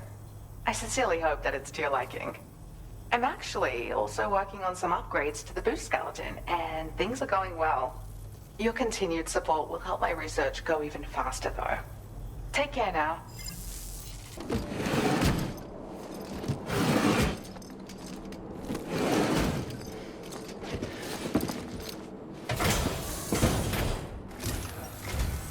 Thank you for your service. Proceeding to order confirmation. Please use your qubit to initiate a network connection.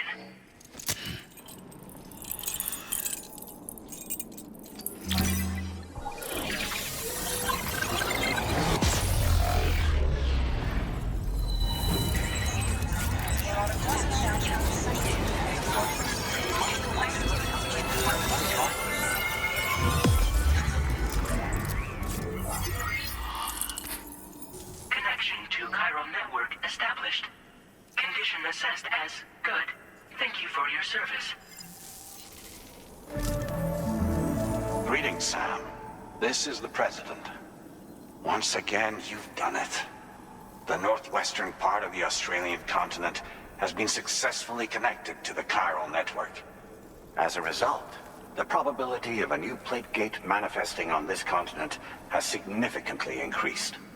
As for what comes next, I believe a drawbridge ally is stationed at this facility. By strengthening your bonds, I have no doubt you will be able to accomplish even greater feats. So don't let me keep you. Your friend is waiting inside. Facility doors have been unlocked. Please use the entrance to proceed into the facility.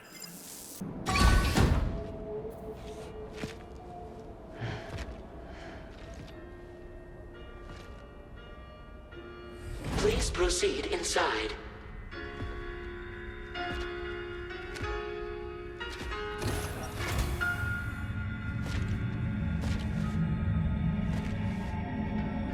Administering shock. Stand clear.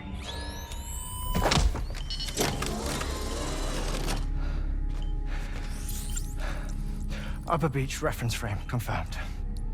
UB coordinates are L 47.37, B plus 6.32.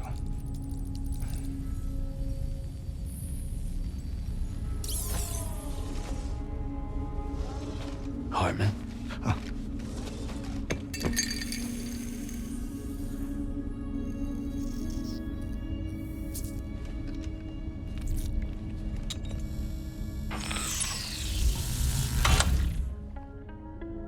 You're looking well, Sam.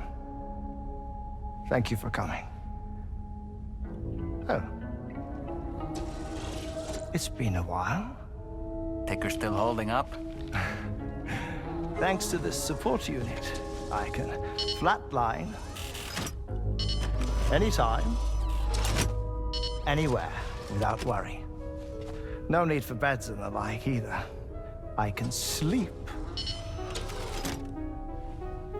standing up. Not bad, eh?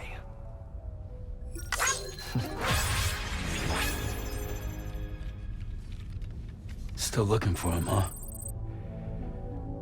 I am.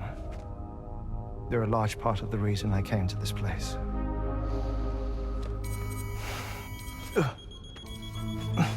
You okay?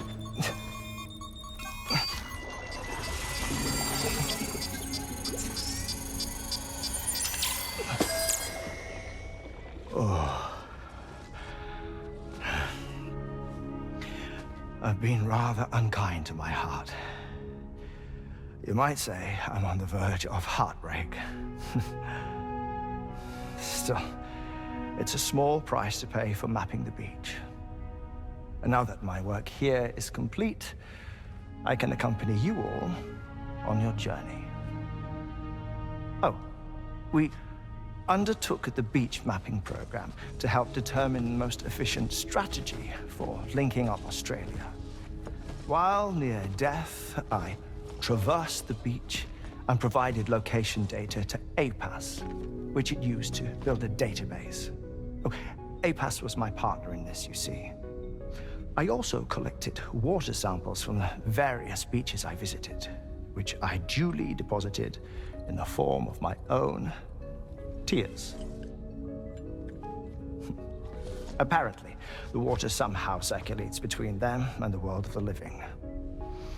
The samples were required to study the phenomenon. Huh. This is the first I've heard of it. I didn't think this was your field. Oh, it isn't. Far from it. I collected the samples for the benefit of a collaborator. In the process, I placed a greater strain on my heart. But it's nothing to worry about. Like it or not, they all wear out, sooner or later. You sure you're okay?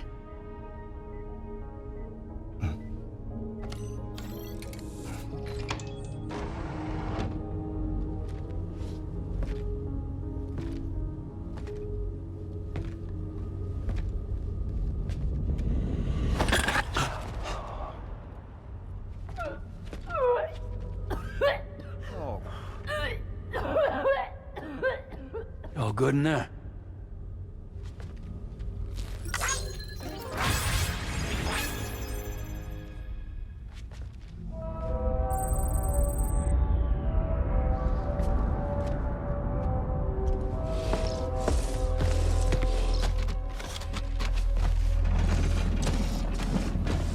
Is that all you're gonna take? Yes. Everything I need is already stowed on the DHV Magellan. This here is my insurance. Well then, shall we go to the DHV Magellan?